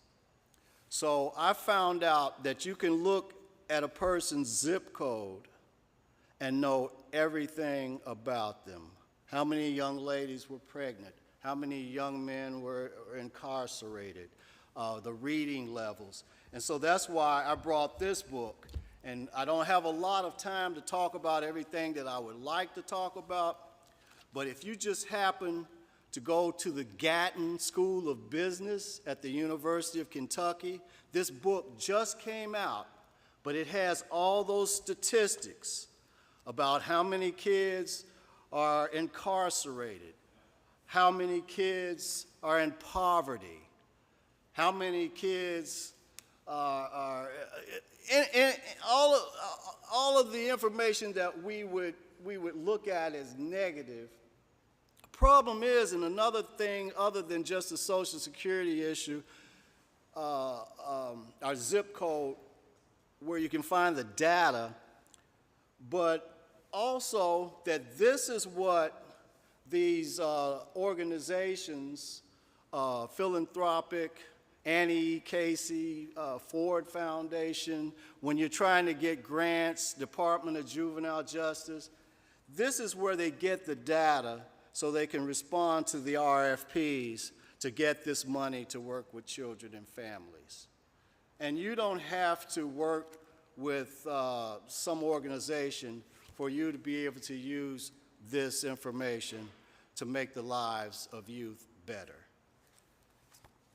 So, and these are free. If you go over there and just ask for the annual economic report for the state of Kentucky 2023, you can get that for free. Because when I was looking at organics and I was looking at sustainability, I happened to get some books on it and start reading, and I found out the definition of sustainability. It says that sustainable development is development that meets the needs of the present without compromising the ability of future generations to meet their own needs. Development, economic growth, social progress, which facilitates attaining social equity and equality of opportunities for everybody without social discrimination and equal prospects to obtain shelter, education, health care, jobs, environmental protection. I'm starting to find out that farming is more than just farming. You know, when they always like to say it takes a village, you know, to raise a child. And as I look over here, I would like for all these young people to stand, please. I would like for you to stand, please. Then I would like for everybody in here to stand and give them a hand, please.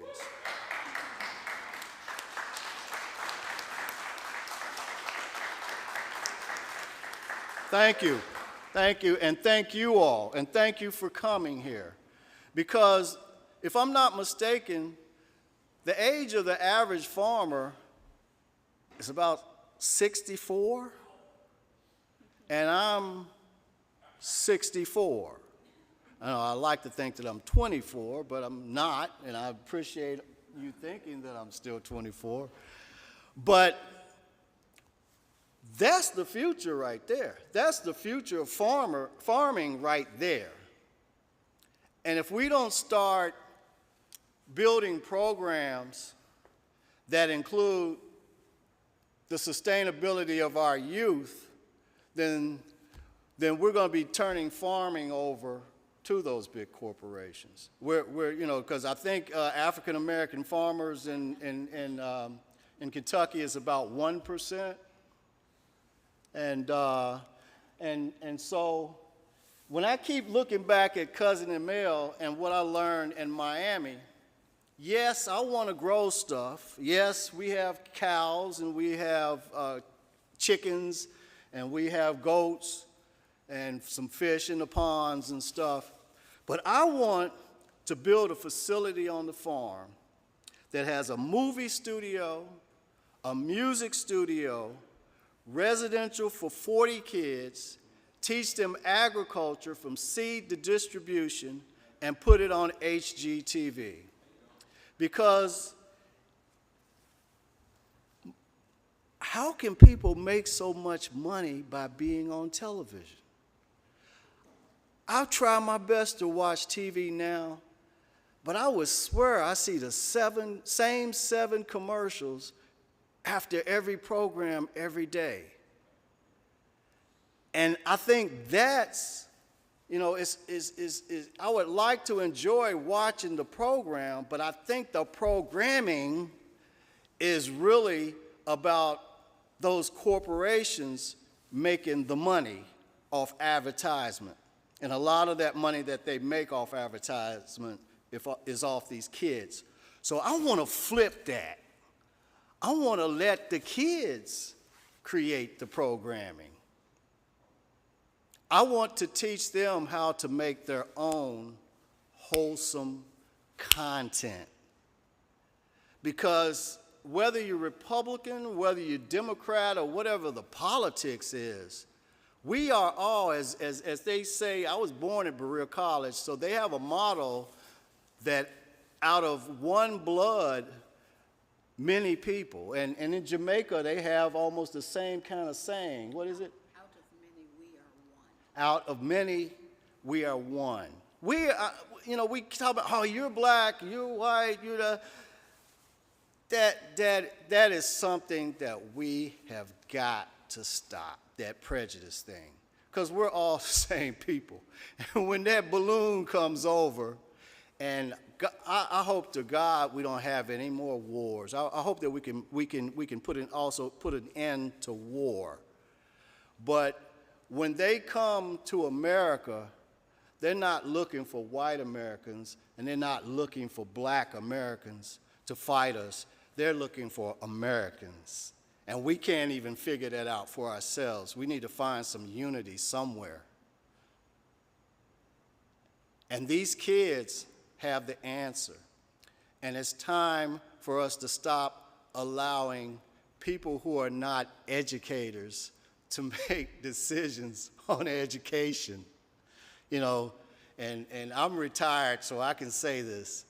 When I'm teaching English in my classroom, and a principal comes in whose major is physical education and tries to tell me how to teach English, I say, thank you for coming by.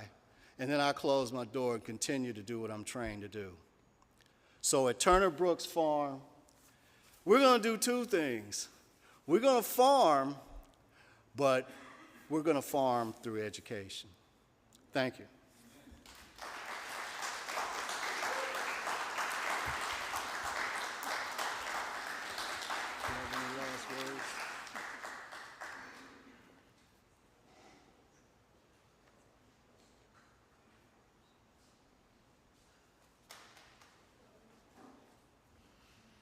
Thank you, Emlyn and Tony, for sharing your perspectives with us and being part of our program today. And thank you, Jim, as well. I think there's one more speaker left. I don't know how to follow the thought-provoking and very real presentations that we just had with data and with data and what I'm doing on the farm.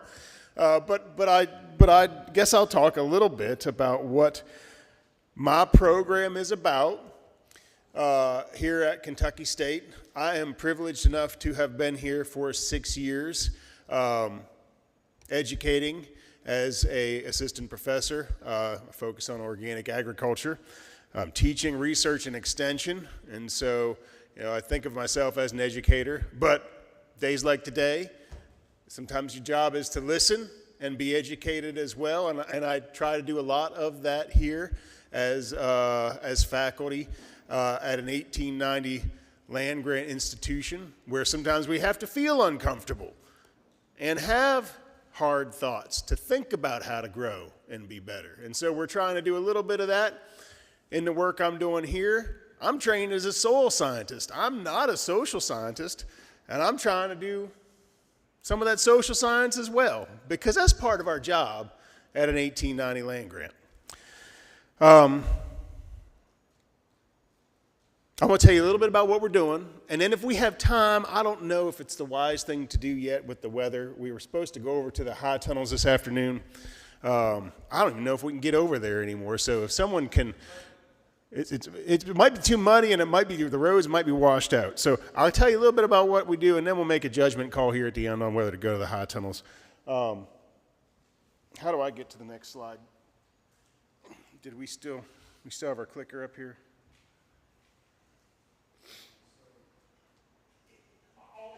Ah.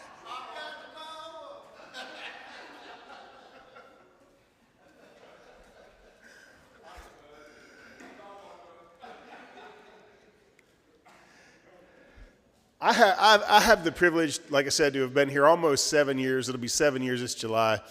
And I have been blessed with a good team pretty much the entire time I've been here. There have been a few changes in personnel, but I always seem to be lucky enough to work with some excellent people. And so currently I'm working with Linnell Rivera Rodriguez. Will you stand up, Linnell? She's relatively new. She started in August last year. She's a research and extension associate. Nat Colton, who I saw wandering around here earlier, he's a graduate student working with me. I have a few graduate students, some of whom have been in and out of the room.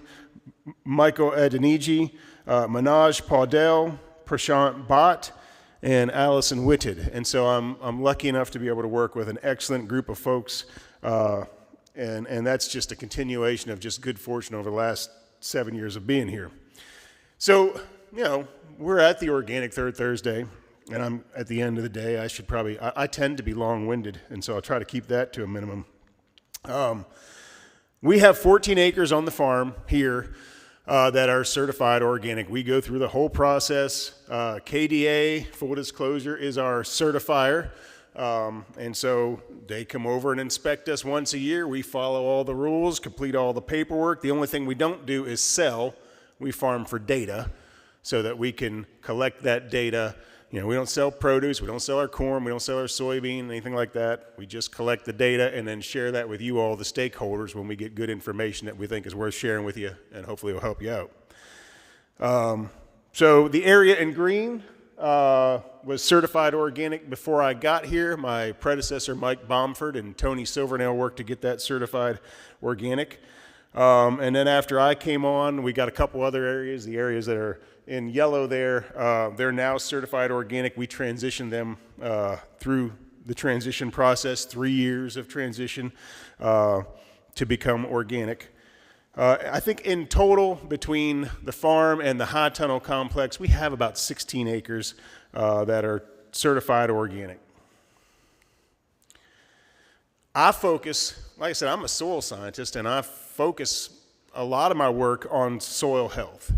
How can we manage the soil resource to keep doing what we need to do to grow the food, fuel, and fiber that we need, and also preserve that resource for the future?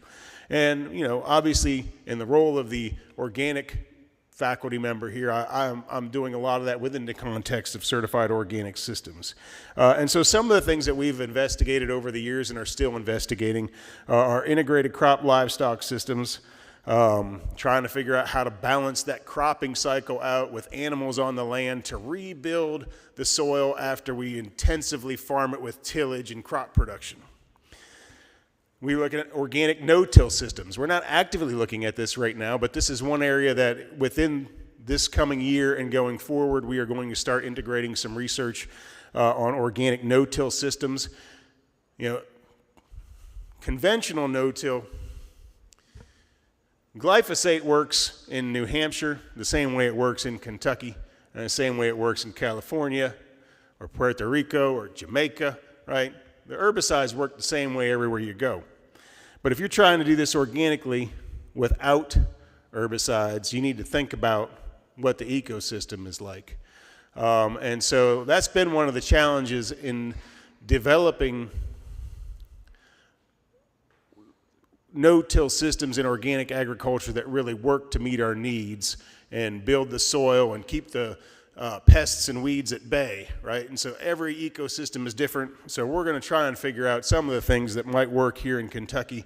We're going to probably steal some ideas from farmers that are a little bit ahead of us on the curve and are already doing some of these things. Jesse Frost over here in Lawrenceburg is pretty well known as an organic no-till guy. And so we want to put some numbers to some hard data, to things that we know are working on farms so that we can share that information with our stakeholders here. We're focusing on best management practices, and we want to look at nutrient management as well in organic systems. I've been known, or maybe notorious, for working on industrial hemp the last few years, as it has gained a lot of interest. And then subsequently, after the market crash in 2019, 2020, maybe a little bit of disinterest. But we're still interested in hemp because we see this as a potential long-term, and as the markets figure themselves out, we want to be able to provide the best information for our producers and stakeholders that work with us here at Kentucky State. So we are focusing on fiber production, grain production. We still do a little bit of work with, you know, the so-called CBD varieties and cannabinoid extraction varieties. We want to know how hemp looks and works in crop rotations. What benefits do we get from growing this crop in a crop rotation? Compliance, as long as you're working with cannabis and people are concerned about how much THC is in it, you know, we're going to have compliance questions, and so we want to make sure that, you know, if people come to us with questions about, hey, what varieties can I be confident aren't going to go hot, we want to be able to give them some answers. So we're looking at compliance and In the past, we've worked with a couple of different varieties, and we hope to do some more variety testing here in the future. This past year, 2022, USDA gave away billions of dollars for climate smart production. And Brooke, when she was here earlier, mentioned one of the projects that Oak has received funding for. We're proud to be a partner on that project, helping farmers think about how to put carbon in the soil and mitigate those greenhouse gas emissions that are going on all around us and coming out of the agricultural land we farm if we're mismanaging that soil resource. And so we're working with Oak on one project. We're also working with Accelerating Appalachia on a second climate smart project. So KSU is a partner in two of these big climate smart projects that got funded.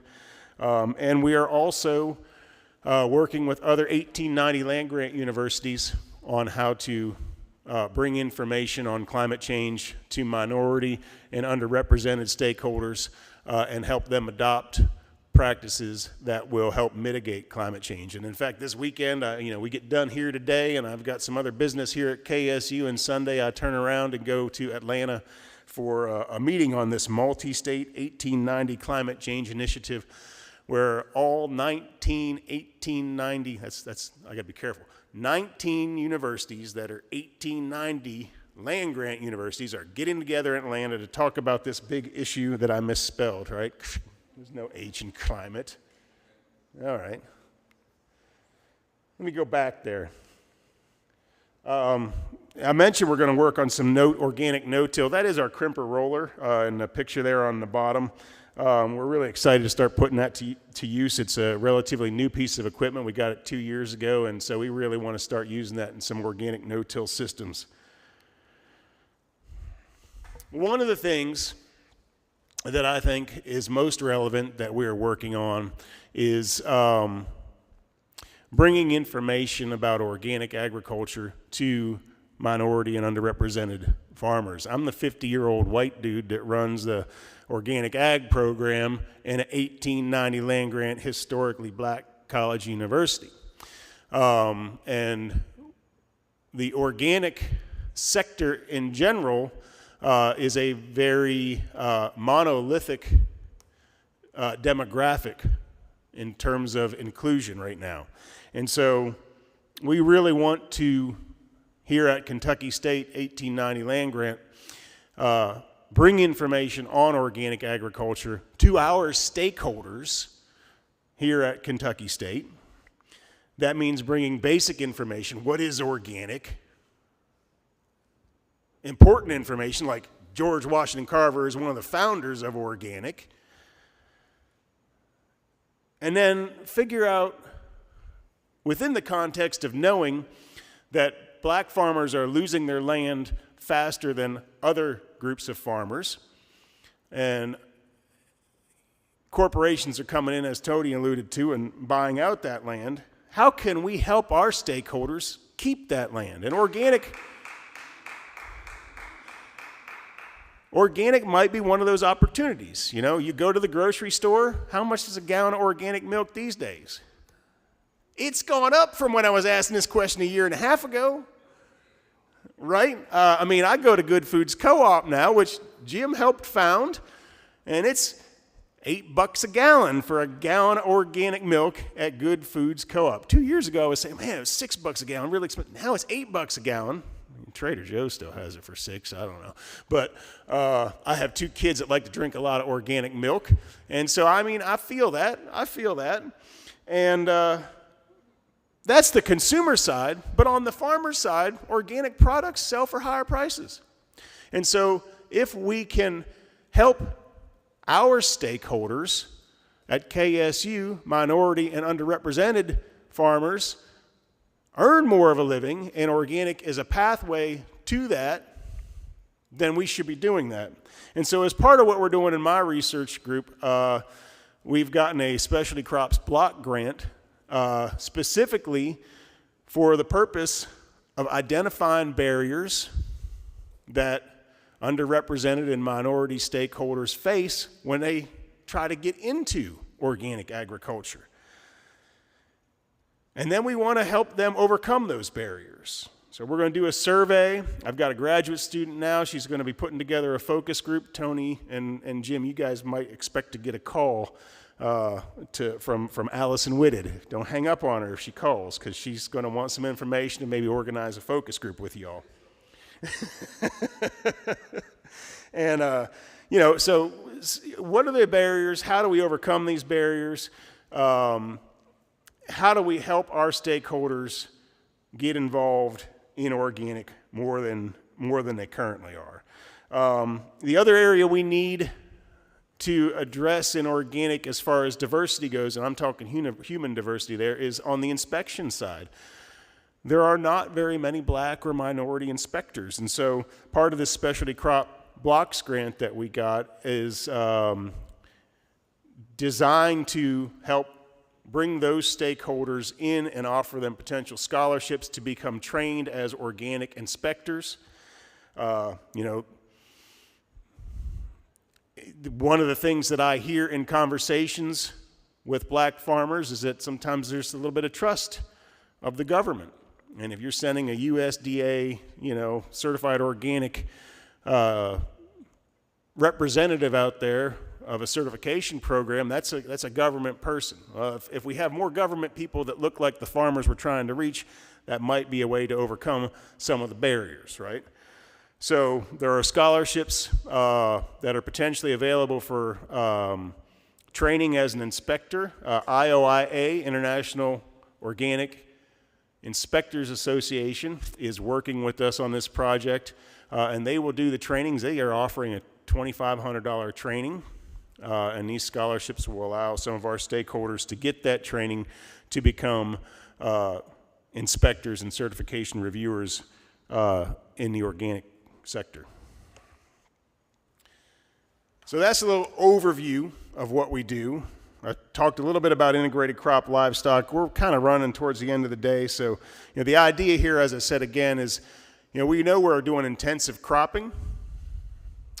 We do a lot of tillage when we're growing our organic corn and soybeans, and we want to undo the damage that we're doing with the tillage. We want to rebuild that soil organic matter. I've spent 20 years thinking about organic matter and soil health, and it's kind of nice to see that that a lot of people are talking about soil health now. It kind of makes me popular. People keep calling me to give soil health presentations, and I'm glad to do it. But one of the things that we're looking at is how do these integrated crop livestock systems, how do we impact soil health? How do we undo the damage we're doing in those intensive cropping systems? And so this is what one of our fields looks like. You can see goats on the landscape here. It's a 5-year rotation. We do 2 years of organic vegetables, organic corn and soybean. It's a 5-year rotation. 2 years of organic corn and soybean, followed by 3 years of goats on pasture. And so you can see in this picture a couple of our plots. We've got corn on one of the plots there. We've got some goats grazing down there. And we've got a pasture plot here next to the goats that the goats haven't got to yet.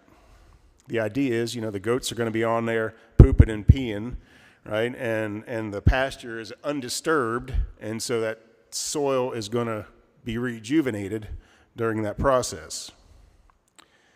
Here's another picture of the goats doing their thing. The paddock on the left is a paddock that the goats just grazed, and the one on the right is a paddock that the goats are going to get to later. And again, there's a paddock that the goats did not graze yet on the left. And if you look real close at that picture on the right, that's the goats doing their job, right? You can see a little bit of goat scat there. But what that is to me, that's not goat poop, that's future soil organic matter, right? And so that's what I'm interested in. And, we've been working on this project for 5 years. I don't want to bore you all with a bunch of data, but we know it's working. And if we could bear with me through just a minute on this graph, if we look from left to right on this, I've got 7 different plots, 7 different phases of this research trial. the one that says CNP underneath the bar, every year that is continuous organic corn, followed by organic soybean the next year, then back into corn, then back into soybean. So we're always doing crop production on this plot. And the one on the extreme right is perennial pasture. So we're always keeping that undisturbed. We're never growing crops on that.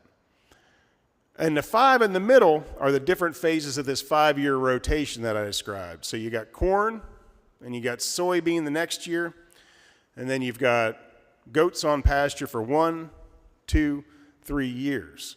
And then after the 3rd year of goats on pasture, it goes back into corn.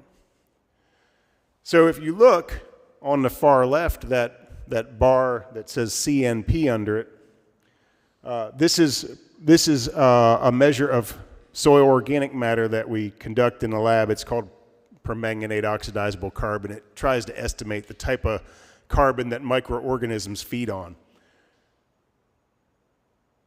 But as we measure this, you can see that that's one of the lowest bars on there, right? And then as we go into corn production, that's consistently low. That's the next bar over, the CS1. Soybean, it jumps up a little bit, but I don't think that's a statistically significant difference. But then as we move back into pasture, you can see P1, P2, P3. That bar is climbing up, up, up.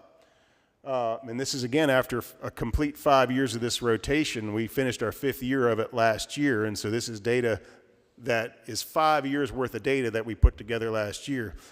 And so by the time you're at P3, 3 years of goats on pasture, you're almost back to where the pasture would be if you never disturbed it.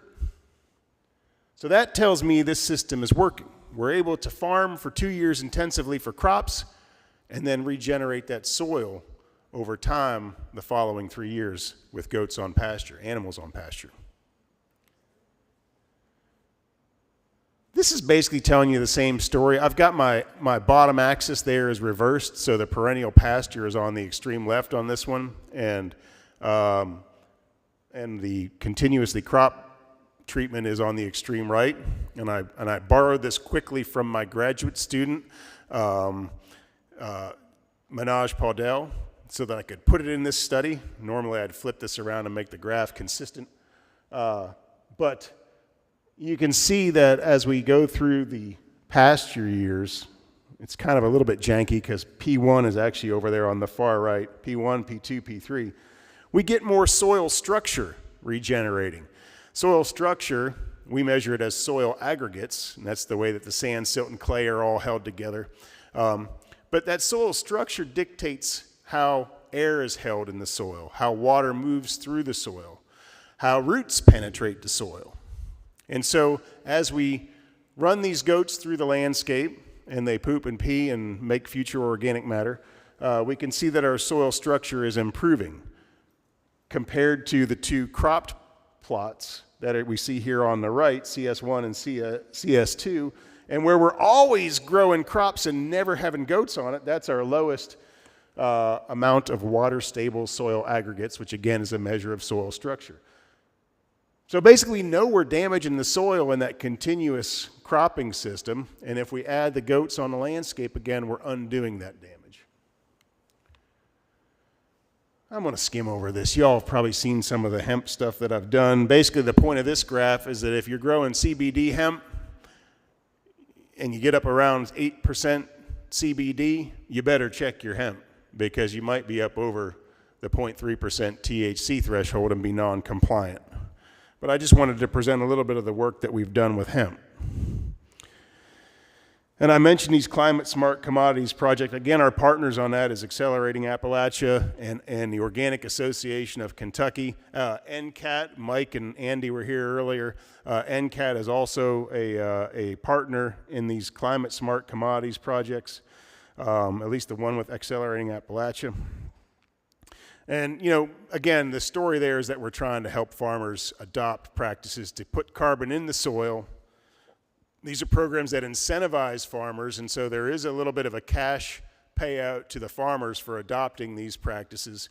And in these projects, we are monitoring the effects of these practices over 5 years.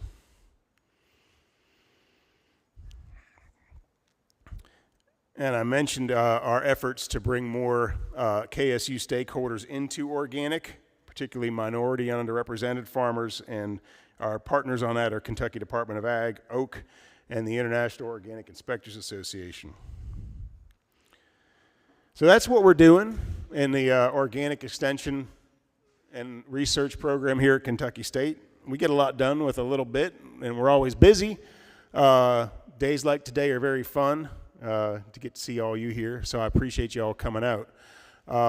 If you give me a minute, I'll talk with the extension crew here, and maybe we'll figure out if who's interested in going to the high tunnels. Do we have interest in visiting the high tunnels? Well, we got rain, I know, and the road was kind of bad on the way out. I don't know what, I haven't been on it since 10. We've got so seasonally appropriate lettuce, tomatoes, not tomatoes, I take that back. Lettuce, kale, spinach, chard, radishes, arugula. Did I miss any? So cool season crops, right? Yeah, but you know, if you haven't, we don't heat it. We just close the sides, yeah. And we pray that the wind doesn't take the top off. You know, we put your top on last fall, Tony. I mean, last Thursday that wind took one of ours off. I might have to have you come out here and help me out. I'll tell you what, if there is anybody interested in coming and you don't want to drive over yourself, I have a 15-passenger van, and you're welcome to come over with me to the high tunnels. And I'll leave it at that, I guess. And if anybody else wants to follow me over, I do have a handout with directions. So hang out here if you want to go to the high tunnels. I'll give it like 5 minutes. Everybody else, if you don't want to come to the high tunnels, I really appreciate you all coming out. Thank you. Thank you, Jim. Thank you, Tony, and all my other presenters today. I feel like we had a pretty good program.